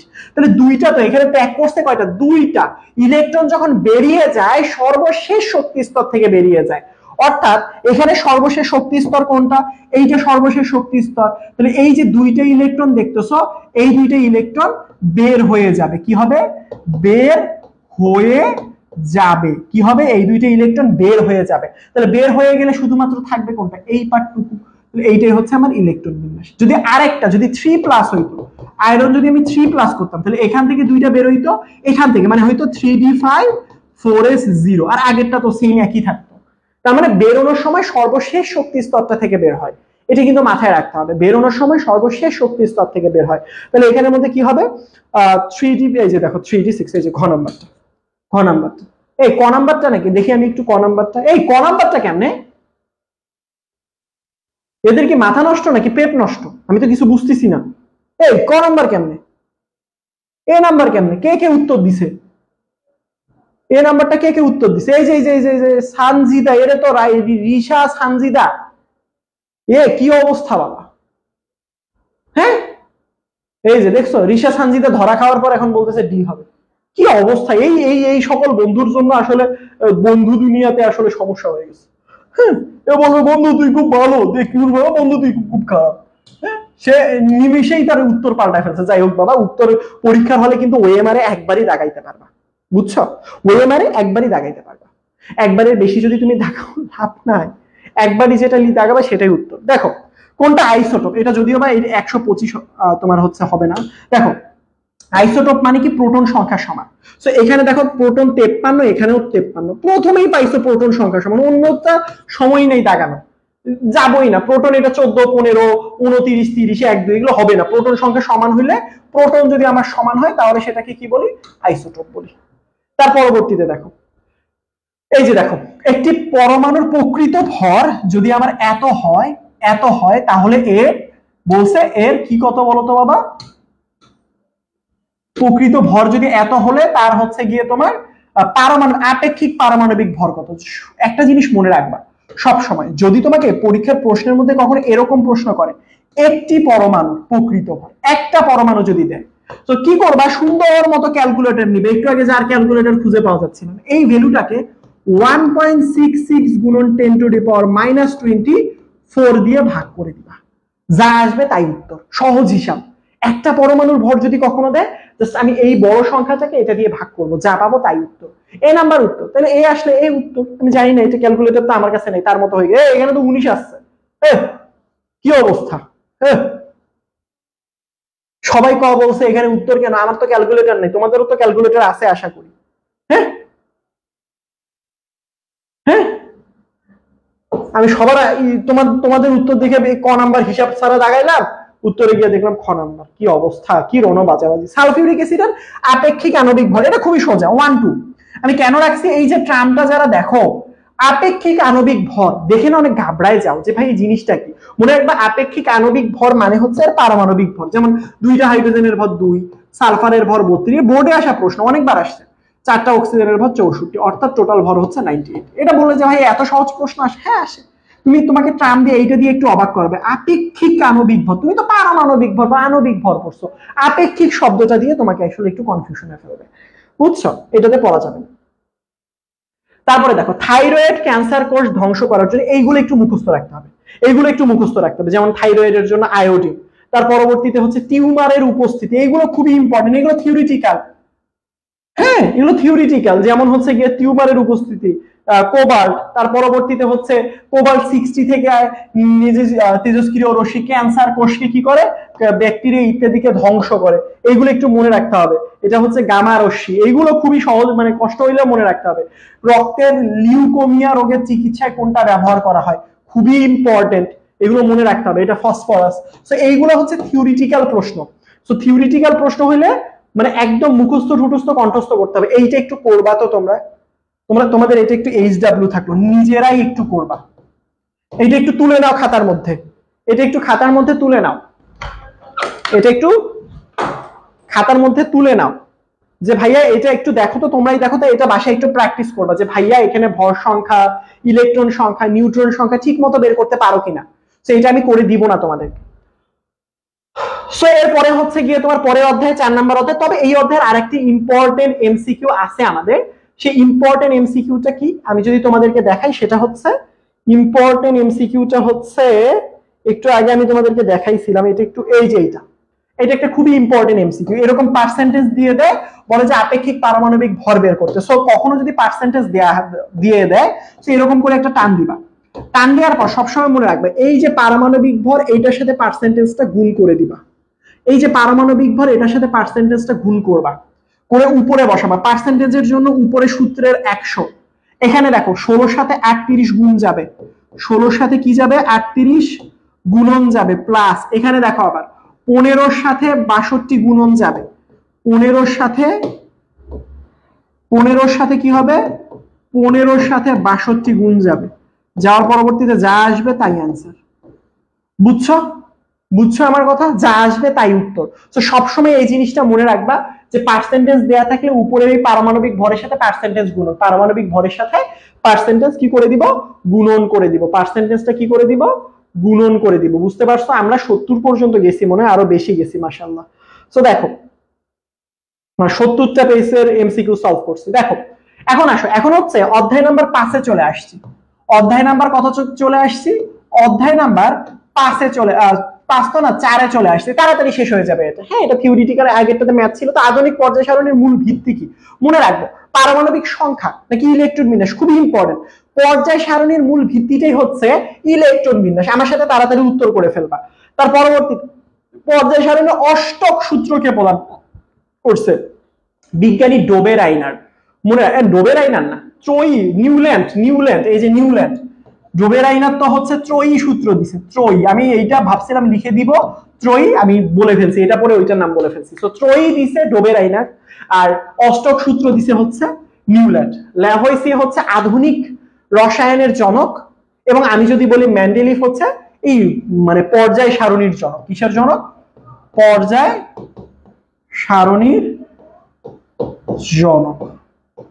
বুঝছো বুঝছো বুঝছো? পর্যায় সারণী, এটা হচ্ছে আধুনিক রসায়নের জনক, এটা একটু মনে রাখবা। তার পরবর্তীতে দেখো মেন্ডেলিভ কতগুলো নিয়ে প্রবর্তন করছিল। একটা কথা মনে রাখবা বাবা, যদি কখনো এরকম আসে কতগুলো মৌল নিয়ে আধুনিক সারি প্রবর্তন করছিল, মনে রাখবা অলওয়েজ সেটা হচ্ছে 67টা। এই 67টার মধ্যে দুই ভাগে ভাগ করবা। 63টা তখন পর্যন্ত আবিষ্কার হয়েছিল, মানে আবিষ্কৃত, আর বাকি যে 4টা ছিল সেই 4টা ছিল অনাবিষ্কৃত। অনাবিষ্কৃত, বুঝতে পারছো আমার কথা? বাট আমাকে যত বলবে প্রবর্তন তখন তুমি 67টা দিবা। বুঝছো আমার কথা? এই যে 67টা, এই যে দেখো কতগুলো আবিষ্কৃত মৌল নিয়ে পড়ছে, একটু বলো তো তাহলে। একটু আবিষ্কৃত কতগুলো মৌল নিয়ে কথা বলছে উনি, বলো দেখি। আবিষ্কৃত কতগুলো মৌল নিয়ে আলোচনা করছে বলো। ফারজানা আক্তার বলছে জুই ইসলাম তুমি ভালো বান্দর হইছে একটা, তুমি একা ভালো বান্দের হইছে একটা। তুমি কি বলছে এখানে দেখে খুব ইন্টারেস্ট, তুমি একা ভালো ভান্ধর হইছে একটা। কি বলছো ফারজানা আক্তার? তুমি একটা ভালো ভান্ডারা হইছো একটা। কি করতেছো ক্লাসে? হ্যাঁ, ক্লাসের মধ্যে কি হচ্ছে এগুলা? হ্যাঁ হ্যাঁ বাবা, তুমি একটা ভালো ভান্ডার হইছো একটা। কি যে রণ বাজাবাজি হচ্ছে রে বাবা, রে বাবা। ক্লাস হচ্ছে না, ক্লাসে রণ বাজাবাজি হচ্ছে। আমাকে ভাইয়া দেখে না নাকি আমার কমেন্টে দেখা যায় না, বুঝতেছি না। তোরই না বাবা, তোমার কমেন্টই দেখা যায় না। তোমার কমেন্ট, বুঝছো, তোমার কমেন্ট এত ভালো, একদম ভালোর ঊর্ধ্বে উঠে গেছে, যার কারণে তোমার কমেন্ট আসলে এখানে লেখা উঠে। এত ভালো মানুষের কমেন্ট পড়তে হয় না, আপনি আগে এত ভালো মানুষ হন তারপরে তোরির কমেন্ট পড়েন। ঠিক আছে, এখানে যারা অতিরিক্ত ভালো মানুষ তাদের কমেন্টই পড়া যায় না, বুঝছো? বলে যে তাদের মতো ভালো মানুষ হইলেই কমেন্ট করতে পারে। যাক, আধুনিক পর্যায় সারণী গ্রুপ সংখ্যা এটা আমরা সবাই জানি, সেটা হচ্ছে 7টা, হচ্ছে গ্রুপ পর্যায় হচ্ছে 7টা, গ্রুপের সংখ্যা হচ্ছে 18টা, তাই না? তাই না, বলো তো বাবা? হ্যাঁ, ঠিক আছে। তার পরবর্তীতে পর্যায় সারণী 18তে, এই যে এইটা কিন্তু ইম্পর্টেন্ট। গ্রুপ 13তে কতগুলো মৌল, 14তে কতগুলো মৌল, 15তে কতগুলো মৌল, 18তে কতগুলো মৌল। 18তে টোটাল 7টা মৌল আছে। 18-র আগে যদি আমি বলি 17তে 6টা মৌল আছে, এগুলো মনে রাখতে হবে। যেমন এই যে দেখো গ্রুপ 17তে 6টা মৌল, মানে এইগুলো কেন দিছি জানো? এগুলো বোর্ড পরীক্ষার জন্য ইম্পর্টেন্ট। কোনটাতে কতগুলো মৌল রয়েছে, কতগুলো কি আছে, এইগুলো ইম্পর্টেন্ট। তার পরবর্তীতে দেখো অ্যাক্টিনাইট সারির মৌলের সংখ্যা কয়টা। অ্যাক্টিনাইট এবং ল্যান্থেনাইট এটা কিন্তু ব্যতিক্রম, এবং মনে রাখবা যাহা কিছু ব্যতিক্রম তাহা কিছুই পরীক্ষায় আসে। ল্যান্থেনাইটের সংখ্যা হচ্ছে 15টা, অ্যাক্টিনাইটের সংখ্যা হচ্ছে 15টা। বলছে অ্যাক্টিনাইট সারির মৌলগুলো কোন পর্যায়ে অবস্থিত, মনে রাখবা। ল্যান্থেনাইট হচ্ছে পর্যায় সংখ্যা হচ্ছে, এটা তো অ্যাক্টিনাইট। ল্যান্থেনাইটের যদি আমি বলি, ল্যান্থেনাইট কই, ল্যান্থেনাইট দেয়া নাই। আচ্ছা, অ্যাক্টিনাইট 15টা, ল্যান্থেনাইট 15টা, অ্যাক্টিনাইট হচ্ছে কোন পর্যায়ে? 7 নাম্বার। ল্যান্থেনাইটের কথা বললে ল্যান্থেনাইট হচ্ছে 6 নাম্বার, হ্যাঁ, পর্যায়ে অবস্থিত, আর অ্যাক্টিনাইট হচ্ছে 7 নাম্বার পর্যায়ে অবস্থিত। এইগুলো একটু মনে রাখতে হবে, এছাড়া বিপদ আসলে, বুঝছো? তো তার পরবর্তীতে দেখো সালফারের সাথে কি নিচের কোন ধরনের, মনে রাখবা সবসময় একই গ্রুপের মৌলগুলো একই রকম ধর্ম প্রদর্শন করে। যেমন আমি যদি এখানের মধ্যে হিসাব করি, ম্যাগনেসিয়ামের সাথে বেরিলিয়াম, ম্যাগনেসিয়াম, ক্যালসিয়াম একই গ্রুপের মৌল, একই ধর্ম প্রদর্শন করে। সিলিকন, হ্যাঁ, অক্সিজেন, সিলিকন, সেলেনিয়াম, এইগুলো OSSC, হ্যাঁ, OSSC, OSSC, এটা তো হইলো না। অক্সিজেন, হ্যাঁ, তোমার হচ্ছে সিলিকন, কার্বন, তারপর হচ্ছে সিলিকন, হ্যাঁ, গেলে জার্মেনিয়াম, এরা একই ধর্ম প্রদর্শন করে। বলছেন সালফারের সাথে, সালফারের গ্রুপটা কত? 16 নাম্বার গ্রুপ। ওর মৌলগুলো কি কি? প্রথমে অক্সিজেন, সালফার, সেলেনিয়াম, এইগুলাই তো। তাহলে এখন দেখো এখানের মধ্যে কোনটা অপশন আছে? অক্সিজেন। তাহলে এখানে উত্তরটা কি হবে? উত্তরটা হচ্ছে অক্সিজেন হবে। উত্তরটা কি হবে? অক্সিজেন হবে। তারপরে এই যে মৌলের অবস্থান কোন পর্যায়ে, কোন গ্রুপ কোন পর্যায়ে, খুবই ইম্পর্টেন্ট। তোমাদের সিএম ভাইয়া রিসেন্টলি কিন্তু ক্লাস নিচ্ছে। তো যারা যারা একদম পর্যায় সংখ্যা নির্ণয় করতে পারো না, গ্রুপ সংখ্যা নির্ণয় করতে পারো না, একটু কষ্ট করে, গ্রুপের মধ্যে লজ্জা নাই কোনো, বলবা যে ভাইয়া গ্রুপ এবং পর্যায় সংখ্যা এখনো নির্ণয় করতে পারি না, কি করবো আসলে, সিএম ভাইয়ার ক্লাসটা দিয়ে দিবে, একটু দেখো। সে এরকম যদি তোমাকে বলে অবস্থান নির্ণয়, এক্স মানে কি, এক্স মানে হচ্ছে দেখাই যাচ্ছে 19 মানে হচ্ছে পটাশিয়াম। তো পটাশিয়ামের কথা যদি বলে আমার ইলেকট্রন বিন্যাস করে করে লাস্টে 4s1 হয়, অর্থাৎ সেটা হচ্ছে এস গ্রুপের মৌল। তো আমি যদি এস গ্রুপের মৌলের কথা জিজ্ঞেস করি, পর্যায় সংখ্যা হচ্ছে সামনেরটা, এবং এই যে সামনের সংখ্যা হচ্ছে পর্যায় সংখ্যা, পর্যায় সংখ্যা তাহলে কত, 4। আর গ্রুপ সংখ্যা কত, গ্রুপ সংখ্যা হচ্ছে এই যে দেখো, এস এর উপরে, এস অরবিটালে প্রবেশ করলে এস এর উপরে যে কয়েকটা ইলেকট্রন থাকে সেটাই তাই গ্রুপ। তাহলে এস এর উপরে ইলেকট্রন একটা, তাই তার গ্রুপ সংখ্যা কয়টা, একটা। তাহলে এখানে গ্রুপ কয়টা হবে, উত্তর হচ্ছে কি বলি, পর্যায় হচ্ছে 4, গ্রুপ হচ্ছে 1, পর্যায় হচ্ছে এখানে 4, পর্যায় কত হবে, পর্যায় হবে হচ্ছে 4। বুঝছো? পর্যায় সারণীতে সালফারের অবস্থান কোন গ্রুপে, ওই যে সালফার, সালফার যদি করো 1s2 2s2 2p6 3s2, তার পরবর্তীতে হচ্ছে 3p4।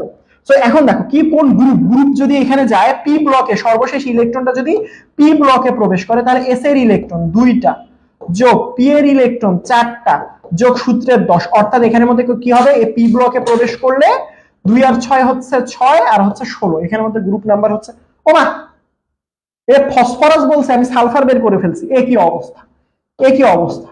প্রশ্ন বলছে ফসফরাস, আমি তো দেখি তোমার মতো অবস্থা হয়ে গেছে। ফসফরাস হইলে কি হইতো, ফসফরাস হইলে হবে 3p3, তাহলে 3p3 হইলে 3, সাইজে একটা উত্তর বের করে দেখি, অন্যটা 2 যোগ 3 যোগ 10, তাহলে এটা হবে কত, 15। তাহলে উত্তর কোনটা, 15। বুঝছো আমার কথা, উত্তর কত, 15। Very good. এরকম করে তোমরা আয়রন কোন পর্যায়ে সারণীতে অবস্থা, এগুলো করবা একটু, এগুলো এইচডব্লিউ করবা, এগুলো বোর্ডে আসা প্রশ্ন। আয়রনের পর্যায় সারণীতে পর্যায়ের অবস্থান, তার পরবর্তীতে হচ্ছে পর্যায় সারণীর শূন্যতম, এটা ইম্পর্টেন্ট, শূন্য গ্রুপের মৌল, শূন্য মানে বোঝানো হয় যে নিষ্ক্রিয় গ্যাস, গ্রুপ নাম্বার 18, নিষ্ক্রিয় গ্যাসকে বলা হয় শূন্য গ্রুপ। এটা অনেকে জানে না, শূন্য গ্রুপ মানে হচ্ছে নিষ্ক্রিয় গ্যাস। তো নিষ্ক্রিয় গ্যাসের মৌল থাকে হচ্ছে টোটাল 7টা, এটা একটু মনে রাখবা। তারপর কোন মৌল ধাতব ধর্ম বেশি, সবসময় মনে রাখবা ধাতুদের ধাতব ধর্ম বেশি, গ্রুপ 1 এর মৌলগুলো সব থেকে বেশি হচ্ছে ধাতব ধর্ম। সো গ্রুপ 1 এর মৌল, একই তো গ্রুপ 1 হইতে হবে, অপরদিকে যত নিচে থাকবে তার ধাতব ধর্ম তত বেশি। তাহলে আমি গ্রুপ 1 এ 2টা মৌল আছে, সোডিয়াম আর পটাশিয়াম, তাহলে সোডিয়াম উপরে তারপরে পটাশিয়াম, যে নিচে, পটাশিয়াম নিচে, যার কারণে তার ধাতব ধর্ম বেশি। এছাড়া ধাতুদের ধাতব ধর্ম তো বেশি হবেই। ক্লিয়ার? সো যখন তুমি দেখবা 1 নাম্বার গ্রুপের মৌল পাইছো একটা, ওইটা দাগায় ফেলবা, একাধিক পাইলে যেটা বেশি নিচে থাকবে তার ধাতব ধর্ম বেশি। কোনটা অপধাতু, ওই যে মনে আছে একদিন গ্রুপে কে জানি পোস্ট করছো, জি স্যার আসেন সাবধানে টুলে বসেন, তাহলে জি স্যার আসেন, স্যার এই যে দেখো অপধাতু, এগুলো অপধাতু। স্যারের সিলিকন দেখো এখানে আছে, সিলিকন আছে, তাহলে জি স্যার, ওই যে সিলিকন এখানে পেয়ে গেছো। আসেনও তো আছে বাবা, আর্সেনিকও তো হয়। হ্যাঁ, এই দুইটাই উত্তর, তাহলে দুইটা পাইলে দুইটাই উত্তর। হ্যাঁ, তো এখানে আর্সেনিকও আছে, এখানের মধ্যে সিলিকনও আছে, তাহলে দুইটা পাইলে দুইটাই উত্তর, কোনো প্যারাই নেই। কোনটার পারমাণবিক আকারের ক্রম, উপর থেকে নিচের দিকে গেলে পারমাণবিক আকার বৃদ্ধি পায়। তো এখানের মধ্যে আমি অনেকগুলোই দেখতে পাচ্ছি। তো এটা তো নিচের থেকে উপরের দিকে যাচ্ছে, এটা তো আগেই বাদ, লিথিয়ামের থেকে তো সোডিয়াম পাবো, সিলিকন অ্যালুমিনিয়াম এগুলো তো হইলই না। এই যে এইটা একটু দেখো তো, ফ্লোরিন, ক্লোরিন, ব্রোমিন, আয়োডিন, এখানে যদি তুমি লক্ষ্য করো আয়োডিনটা সবার নিচে, তারপর ব্রোমিন, এই যে দেখো আয়োডিন নিচে, তারপর ব্রোমিন, তারপর ক্লোরিন, তারপর ফ্লোরিন, অর্থাৎ এইটার ক্রমটা হচ্ছে আমার সঠিক হবে। বুঝছো? বুঝছো? তারপরে যদি আমি বলি নিচের কোনটার পারমাণবিক ব্যাসার্ধ সব থেকে কম, একটা জিনিস মনে রাখবা, পারমাণবিক ব্যাসার্ধ যখন বলবে এরকম ক্যাটায়ন অ্যানায়ন দিবে, খুবই সোজা, চিন্তিত হবার কোনো কারণ নাই। যখন তুমি বুঝবা এখানের মধ্যে দেখো সালফার 2- মানে এর পারমাণবিক সংখ্যা 18, 18 মানে কি, 18 মানে হচ্ছে পারমাণবিক না, ইলেকট্রন সংখ্যা 18, মানে এর ইলেকট্রন বিন্যাস এরকম হয়ে গেছে বাবা, 1s2 2s2 2p6 3s2 3p6। কেন? কারণ হচ্ছে গিয়ে এই 18টা হয়েছে, 18 তো মানে আর্গনের মতো অবস্থা লাভ করছে, সর্বশেষ কক্ষপথ কিন্তু 3, তার মানে এর কক্ষপথ 1টা 2টা 3টা আছে। সেম ভাবে ক্লোরিন মাইনাসও কিন্তু 18টা, অর্থাৎ এরও ইলেকট্রন বিন্যাস করে দেখবা 3p6 এর মতো হয়ে গেছে। অর্থাৎ আমি আবার রিপিট করতেছি, অর্থাৎ এইটা আসলে 3টা কক্ষপথ। এখন মেইন কথা হচ্ছে এখানে যখন এই ইলেকট্রন ত্যাগ করে দিছে, তার মানে এ 10টা হয়ে গেছে, অর্থাৎ 1s2 2s2 2p6 অর্থাৎ দুইটা কক্ষপথ, এ তো ছোট হবেই। সেম ভাবে ম্যাগনেসিয়াম 2+, তাহলে ম্যাগনেসিয়াম 2+ এর কথা যদি আমি বলি তাহলে একটু দেখো তো, ভালো করে খেয়াল করো, দেখো ভালো করে খেয়াল করো, এখানের মধ্যে হবে 1s2 2s2 2p6, এটা হচ্ছে 10টা। এখন কথা হচ্ছে ভাই এর কক্ষপথ, এটা কিন্তু এক্সেপশনাল একটা প্রশ্ন বাবা, এর কক্ষপথ সংখ্যা হচ্ছে 2টা, এর কক্ষপথের সংখ্যা 2টা, কে ছোট হবে? যদি তুমি দেখো এরকম যে কক্ষপথের সংখ্যা সমান হয়ে যাচ্ছে, যার চার্জের সংখ্যা বেশি তার সাইজ ছোট, এরকম যদি 2 2 দেখো, চার্জ বেশি তার সাইজ কি হবে বলতো? সাইজ হবে ছোট, এটা একটু মনে রাখবো। চার্জ বেশি কার? ম্যাগনেসিয়াম 2+, তাহলে ব্যাসার্ধ কম হবে ম্যাগনেসিয়াম 2+। বুঝছো? চার্জ বেশি হলে সাইজটা ছোট হয়ে যায়। ক্লিয়ার? Very good. ম্যাগনেসিয়াম 2+। কোন মৌলে ইলেকট্রন আসক্তি কম? সবসময় মনে রাখবা, সবসময় মনে রাখবা ধাতুরা সহজে ইলেকট্রন গ্রহণ করতে চায় না, তাহলে ধাতুরা যেহেতু ইলেকট্রন গ্রহণ করতে চায় না তাহলে তাদের আসক্তিটা কম, তো এখানের মধ্যে হবে ম্যাগনেসিয়াম, কারণ এটা একটা ধাতু। বাকিগুলো ফসফরাস, তোমার হচ্ছে গিয়ে সিলিকন, সালফার, এগুলো তো ধাতু না, এগুলো তো অধাতু। তারপরে দেখো কোনটা তড়িৎ ঋণাত্মকতা বেশি, সবসময় একটু মনে রাখবা তড়িৎ ঋণাত্মকতার মান ফোন কল দিয়ে মনে রাখবা, ফোন কল। ফ্লোরিন 4.0, অক্সিজেন 0.5 কমাই দিবা 3.5, নাইট্রোজেন তার থেকে 0.5 কমাই দিবা 3.0, ক্লোরিনেরও হচ্ছে 3.0। বুঝছো আমার কথা? বুঝছো আমার কথা? Phone call. তারপরে হচ্ছে সিস মনে রাখবা, CIS, cis, carbon, iodine, sulphur সবগুলো 2.5। পিএইচ মনে রাখবা, ফসফরাস এবং হাইড্রোজেন 2.1। সো এইগুলোর মধ্যে যদি তুমি খেয়াল করো সব থেকে বেশি তড়িৎ ঋণাত্মকতার ভ্যালু হচ্ছে ফ্লোরিনের, তার মানে এটা উত্তরটা কি হবে? উত্তরটা হচ্ছে ফ্লোরিন।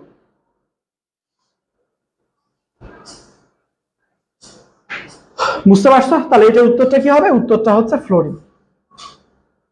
কোনটার অবস্থান্তর মৌল? সবসময় মনে রাখবা ওই যে মাঝখানের গ্রুপে যে মৌলগুলো আছে, স্ক্যান্ডিয়াম থেকে জিঙ্ক পর্যন্ত যতগুলো মৌল আছে এগুলো বাদ। সবসময় মনে, অবস্থান্তর মৌল মানে স্ক্যান্ডিয়াম এবং জিঙ্কের মাঝে যে মৌলগুলো আছে, স্ক্যান্ডিয়াম জিঙ্ক কিন্তু বাদ, এটাও বাদ, এটাও বাদ। মানে এগুলো সহজে বুঝার জন্য, মানে এটা যদি আমি তোমাকে সহজে বলি কেমনে বুঝবো ভাই, দেখো ভালো করে খেয়াল করো। স্ক্যান্ডিয়াম, এটার বাইরে যদি মনে রাখো পারমাণবিক সংখ্যা 22 থেকে 29 এর মধ্যে খুঁজবা, মানে তোমার সিলেবাসে এতটুকু পড়লেই হবে। সো 22 থেকে 29 এর মধ্যে নিকেল আছে, তো নিকেলই হবে আমাদের অবস্থান্তর মৌল। মনে রাখবা পারমাণবিক সংখ্যা 22 থেকে 29 খুঁজবা। তারপরে কোনটা মুদ্রা ধাতু? মুদ্রা ধাতু মানে কি? মুদ্রা ধাতু মানে টাকা ধাতু। তো পারো, তামা, তামা মানে তো টাকা মনে হয়, বুঝলে? কপার, তামা, এটাকে কি বলা হয়? মুদ্রা ধাতু বলা হয়। তারপর এই যে দেখো, এবার আসো অধ্যায় 5-এ চলে আসছি। কত নাম্বার অধ্যায়ে চলে আসছি? অধ্যায় 5-এ চলে আসছি। কততে? 5। দেখো কোন মৌলটি একাধিক যোজনী প্রদর্শন করে? বাবা আমি আগে থেকেই তোমাদেরকে অন্য ক্লাসে এই চ্যাপ্টারটার একটু কিছুদিন আগে আমি তোমাদেরকে করাইছিলাম। সবসময় আমি তোমাদেরকে বলবো কার যোজনী কত। হ্যাঁ দেখছো বইটই, দেখছো বিদ্যা একদম ছিঁড়ে টিরে একাকার অবস্থা হয়ে গেছে। যাই হোক, দেখো এখানে ভালো করে খেয়াল করবা কার যোজনী কত, কে একাধিক যোজনী প্রদর্শন করে, যে কোনোটা আসতে পারে। আমি আমার লাইভ ক্লাসে সলভ করাই দিছিলাম, সুতরাং এটা ভুলবা না। তো এখানের মধ্যে বলি একাধিক যোজনী প্রদর্শন করে ফসফরাস, ফসফরাস 3+ হইতে পারে, ফসফরাস 5+ হইতে পারে, এইটা একটু মনে রাখবা। হ্যাঁ এছাড়া বইয়ের মধ্যে অনেকগুলো আছে, সালফার হইতে পারে, আয়রন হতে পারে। এখন কোনটা বলবো আসলে, এগুলো এই জন্য বইটা পড়তে হবে আসলে। তার পরবর্তীতে যোজনী শূন্য, সবসময় মনে রাখবেন নিষ্ক্রিয় গ্যাসের যোজনী শূন্য হয়। সো নিষ্ক্রিয় গ্যাস কোনটা? ক্রিপ্টন। সো ক্রিপ্টনের আমার আসলে কি শূন্য? যোজনী শূন্য। তার পরবর্তীতে পরিবর্তনশীল যোজ্যতা প্রদর্শন করে, ওই যে বললাম একাধিক যোজনী প্রদর্শন করে আয়রন। আয়রন আসলে 2+ হতে পারে, আয়রন আসলে 3+ হতে পারে। ওই যে বক্স পড়লে এটা ক্লিয়ার হবে, এইগুলোর প্রশ্ন অনেক বেশি আসে সে বাবা, এগুলো মিস করো না কেমন। তার পরবর্তীতে যদি আমি বলি কিউপ্রাস ক্লোরাইডের তামার সক্রিয় যোজনী কত? কিউপ্রাস ক্লোরাইড, তাহলে কিউপ্রাস ক্লোরাইড মানে কি হচ্ছে? CuCl। সো কপারের যোজনী হইতে পারে দুইটা, একটা 1 হতে পারে আর 2 হতে পারে। আমরা যদি সক্রিয় যোজনী বলি, সক্রিয় যোজনী মানে হচ্ছে কোনটা আসলে সে আসলে বিক্রিয়ায় কতটুকু অংশগ্রহণ করেছে। তাহলে কপার এখানে প্লাস কত হয়? 1 না, যেটা অংশগ্রহণ করছে সেটাকেই বলা হয় সক্রিয়। সুপ্ত মানে কি? সুপ্ত মানে যেটা করে না, বিয়োগ করে যেটা করে। তো এখানে অংশগ্রহণ করছে +1, তাহলে এখানের মধ্যে কি হবে? +1, যেটা আসলে অংশগ্রহণ করেছে। হাইড্রোজেন সালফাইড যৌগে সালফারের সুপ্ত যোজনী কত? সালফারের যোজনী কত কত হতে পারে? 2 হতে পারে, 4 হতে পারে এবং 6 হতে পারে। তো এখানের মধ্যে তুমি দেখো সালফারের যোজনী আছে হচ্ছে 2, বুঝছো? তা আমরা কি জানি ম্যাক্স যে যোজনী এবং এটার সাথে বিয়োগ করে ইউজ হয়েছে যে যোজনীটা, তাহলে ম্যাক্স যোজনী সালফারের কত? 6, লিখলাম 6, বিয়োগ ইউজ হয়েছে কত? 2, তাহলে এই যে দেখো বিয়োগ 2 দিলাম, তার মানে এখানে হবে 4। তাহলে এখানে যোজনী কত হবে বলো তো? 4। সুপ্ত যোজনী কত? 4। তার পরবর্তীতে সুপ্ত যোজনীতে ভরপুর সালফারের সুপ্ত যোজনী কত? এটা বের করে ফেলবা, এটা তোমাদের HW থাকলো। যেগুলো HW এগুলো করে একটু গ্রুপে দিয়ে দিও বাবা, নিজেরা করে একটু গ্রুপে দিয়ে দিল। তারপরে হচ্ছে ফসফরাসের আয়নের, এই যে দেখো যোজ্যতা কত, ফসফেট আয়নের, এইগুলো আমি বারবার বলি যে কোন আয়নের যোজনী কত, এইগুলো কিন্তু বুঝার জন্য এই যে এইগুলো পড়তে হবে। ফসফেটের কত, সালফেটের কত, হাইড্রোনিয়াম আয়নের কত, এইগুলো কিন্তু একটু ভালো করে পড়তে হবে। এইগুলো একটু হোমওয়ার্ক থাকলো, ভালো করে পড়বা। এক অণু কতটি অণু নিয়ে বিদ্যমান? এক অণু সালফার, মনে রাখবা সালফার অণু হয় S8, S8 হচ্ছে সালফার। ফসফরাস হইলে হয় P4, ফসফরাস 4টা মানে পরমাণু দিয়ে গঠিত। সালফার সবসময় মনে রাখবা 8টা পরমাণু দিয়ে গঠিত। কয়টা? 8টা পরমাণু দিয়ে। অ্যালুমিনিয়াম ফসফেটের সংকেত কোনটা? সবসময় মনে রাখবে অ্যালুমিনিয়ামের যোজনী কত? অ্যালুমিনিয়াম হচ্ছে 3+, আর কত বলছে? সালফেট মানে হচ্ছে SO4-2। তো সবসময় মনে রাখবে এইগুলো যখন লিখবো আমরা, এইটার সংখ্যাটা সবসময় এইটার নিচে চলে আসবে, এইটার সংখ্যাটা সবসময় এইটার নিচে চলে আসবে। অর্থাৎ অ্যালুমিনিয়ামের যোজনী কত? 3 না? এই যে দেখো এখানে আছে, এই যে এটারটা এখানে আসছে। আর সালফারের কত? 2 না? কোনাকুনি ভাবে চলে আসছে। একটার যোজনী আরেকটার কাছে চলে আসে, একটার যোজনী আরেকটার কাছে চলে আসে, একটার যোজনী আরেকটার কাছে চলে আসে। বুঝতে পারছো আমার কথা? তো এইটা কোথায় যাবে? এটা যাবে এখানে, এই যে দেখো এইটা এখানে। তো এইটা যদি এভাবে মিলাই পাও তাহলে বুঝবা যে হ্যাঁ এটা ঠিক আছে। বুঝছো? তার পরবর্তীতে যদি বলি কোন গঠনের সময় অষ্টক নিয়ম মেনে চলে, এগুলো আমি পড়াইছিলাম অনেকবার, আবারও বলে দিই। অষ্টক সংকুচিত যৌগ আছে, অষ্টক সম্প্রসারিত যৌগ আছে, অষ্টক পূর্ণ আছে। কি বলছে? অষ্টক নিয়ম মেনে চলে সর্ববহিষ্ঠ শক্তি স্তরে যদি 8টা ইলেকট্রন থাকে, 8টা ইলেকট্রন সবগুলো মিলাবা। তো 8টা ইলেকট্রন যদি বলে PCl5, এটাতে থাকে ফসফরাসের 5টা, ক্লোরিন 5টা, অর্থাৎ এর থাকে 10টা। অষ্টক সম্প্রসারিত। BF3 বোরনের 3টা ফ্লোরিন মানে 6টা। সম্প্রসারিত কম। বেরিলিয়ামের 2টা, ক্লোরিনের 2টা, 4। সম্প্রসারিত কম। বাট ক্যালসিয়ামে দেখো ক্যালসিয়াম এবং ফ্লোরিন 2টা মিলে কিন্তু আসলে অষ্টক পূর্ণ হয়ে গেছে। কেমনে? কারণ ক্যালসিয়াম তার সর্ববহিষ্ঠ শক্তি স্তরে 2টা ইলেকট্রন ত্যাগ করে দিয়ে আর্গনের মতো অবস্থা লাভ করছে। ফ্লোরিনও তার সর্ববহিষ্ঠ শক্তি স্তরে ইলেকট্রন একটা গ্রহণ করে নিয়নের মতো অবস্থা লাভ করছে, অর্থাৎ ক্যালসিয়াম ফ্লোরাইড। নামগুলো একটু মনে রাখবে। কার্বন টেট্রাক্লোরাইড কেন্দ্রীয় পরমাণু সর্ববহিষ্ঠ শক্তি স্তরে ইলেকট্রন সংখ্যা কত? দেখো কেন্দ্রীয় পরমাণু সর্বশেষ স্তরের ইলেকট্রন সংখ্যা কার্বন টেট্রাক্লোরাইড। এটা যদি আমার কার্বন হয়, কার্বনের ধরো চারপাশে 4টা ইলেকট্রন আছে। এবার কি হবে? এই 4টা ইলেকট্রনের সাথে এই 4টা ক্লোরিন, যেহেতু এই যে একটা ক্লোরিন, এই যে একটা ক্লোরিন, এই যে একটা ক্লোরিন, এই যে একটা ক্লোরিন। তো সর্বমোট ইলেকট্রন সংখ্যা কয়টা বলো তো? CCl4 এ এই যে দেখো এখানে আছে আমার 2টা, এখানে 2টা 4টা, এখানে 2টা 6টা, এখানে 2টা 8টা। তাহলে টোটাল ইলেকট্রন কয়টা আছে বলো তো? 8টা আছে। কয়টা আছে? 8টা আছে। এটা একটু মনে রাখবে। কোনটি অক্টেট নিয়ম মেনে চলে না? ওই যে কিছু নাম মনে রাখবা বাবা, অক্টেট নিয়ম মেনে না চলা। BeCl2 অষ্টক সংকুচিত, BCl3 অষ্টক সংকুচিত। আর এটা কি? সংকুচিত মানে না, সংকুচিত। আর এখানে ক্লোরিনের জায়গায় হচ্ছে গিয়ে তোমার ফ্লোরিনও আসতে পারে, কোনো প্যারা নেই। আর সম্প্রসারিতর কথা যদি আমি বলি তোমাদেরকে, তাহলে সবসময় মনে রাখবা একটা হচ্ছে গিয়ে PCl5 পরীক্ষায় আসে, আর একটা হচ্ছে SF6। এগুলো একটু মনে রাখবা। PCl কি? PCl5। হ্যাঁ, এগুলো অনেকবার ক্লাসে বলছি। হ্যাঁ, তাহলে এটা হবে এইটা, দেখেই বোঝা যায়। ক্যালসিয়ামের ইলেকট্রন বিন্যাস দেখো, ক্যালসিয়াম 2+ মানে কি? ক্যালসিয়াম 2+ মানে সে 2টা ইলেকট্রন ত্যাগ করে আর্গনের মতো হয়ে গেছে। সহজ উত্তর, এটা হচ্ছে আর্গন। দেখবা মানে যদি কখনো এরকম প্রশ্ন আসে যে 2+ মানে, এখন 2+ মানে কি? তার ইলেকট্রন আছে, আগে ছিল 20টা, 2টা ত্যাগ করে হয়ে গেছে 18টা। তাহলে 18টা হলে কার মতো হবে? অবশ্যই আর্গনের মতো। তার পার্শ্ববর্তী নিষ্ক্রিয় গ্যাস আর্গনের মতো অবস্থা লাভ করবে। কেমন? তার পরবর্তীতে যদি আমরা বলি কোনটি আয়নিক যৌগ, আমরা সবসময় জানি ধাতু, এটাও সহজ। ধাতু এগুলো পরীক্ষায় আসে বাবা। ধাতু আর অধাতু মিলে আয়নিক যৌগ গঠন করে। তো এখানে ধাতু আর অধাতু দেখো, এই যে এটা হচ্ছে আমার ধাতুর পার্ট ক্যালসিয়াম, আর এই যে অক্সিজেনটা হচ্ছে অধাতু। তাহলে ধাতু আর অধাতু মিলে কি গঠন করছে? ক্যালসিয়াম অক্সাইড অথবা হচ্ছে এটা আয়নিক যৌগ গঠন করছে। তারপর নিচের কোনটি তড়িৎযোজী বা আয়নিক যৌগ, খুঁজে বের করো দেখি, এটা খুঁজে বের করো। এইচডব্লিউ থাকলো, খুঁজে বের করো। তার পরবর্তীতে হচ্ছে গিয়ে তোমার কোনটা সমযোজী যৌগ, সমযোজী যৌগ কোনটা, অধাতু আর অধাতু মিলে সমযোজী যৌগ হয়, অধাতুর সাথে অধাতু মিলে সমযোজী যৌগ হয়। এখানে অধাতুর সাথে অধাতু কোনটা মিলছে, এই যে দেখো হাইড্রোজেনও একটা অধাতু, ক্লোরিনও একটা অধাতু, দুইটাই যদি অধাতু হয় তাহলে সমযোজী যৌগ গঠন করে। সহজ জিনিস বাবা। তারপরে দেখো অ্যামোনিয়াম অণুতে মুক্তজোড় ইলেকট্রন সংখ্যা এরকম যখন থাকবে, অ্যামোনিয়া মানে কি, অ্যামোনিয়া মানে হচ্ছে এই যে নাইট্রোজেন, উপরে এক জোড়া মুক্তজোড় ইলেকট্রন থাকে আর তিনটা বিজোড় ইলেকট্রন থাকে। এগুলো আমি শিখাইছি অনেক করে, না বুঝলে বললো, এগুলো ডিটেইলস ভিডিও আছে, এখন তো আর ডিটেইলসে পড়ানোর সময় নেই বাবা। এই যে এটা অ্যামোনিয়ার সংকেতটা হচ্ছে এরকম। কয় জোড়া আছে, উত্তর হচ্ছে এই যে এক জোড়া।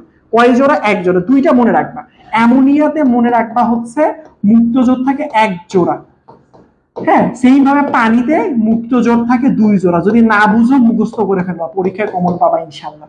বুঝছো? আর যদি অন্য কোনো যৌগ এমন আছে নাও থাকতে পারে। পানিতে দ্রবণীয় যৌগ সবসময় মনে রাখবা, পানিতে দ্রবণীয় আর অদ্রবণীয় যদি বলে সবসময় মনে রাখবা। অদ্রবণীয় যৌগের কিছু নাম মুখস্থ করতে হবে, তার মধ্যে সিলভার ক্লোরাইড। সিলভার যদি দেখো, সিলভার পাত্রের তলানিতে তলানি জমে, আসলে তলানি জমে, সেটা হচ্ছে সিলভার ক্লোরাইড। তার পরবর্তীতে যদি আমি বলি তড়িৎ পরিবহন করে কোনটা, সবসময় মনে রাখবা। ওই যে ছোট্টবেলা পড়ছিলাম না, আমরা ছোট্টবেলা পড়ছিলাম না যে হীরা আসলে বিদ্যুৎ পরিবহন করে, কিন্তু গ্রাফাইট আসলে বিদ্যুৎ পরিবহন করে না কেন, সবসময় মনে রাখবে এটা। এইগুলোর মধ্যে তড়িৎ পরিবহন করে না কেন, মানে গ্রাফাইট তড়িৎ পরিবহন করে কিন্তু হীরক করে না, ডায়মন্ড অথবা হীরক, সবসময় মনে রাখবা। ডায়মন্ডের বাংলা অর্থ হচ্ছে হীরক বা হীরা। হীরা কখনো বিদ্যুৎ পরিবহন করে না, হীরাটা হচ্ছে বিদ্যুৎ অপরিবাহী।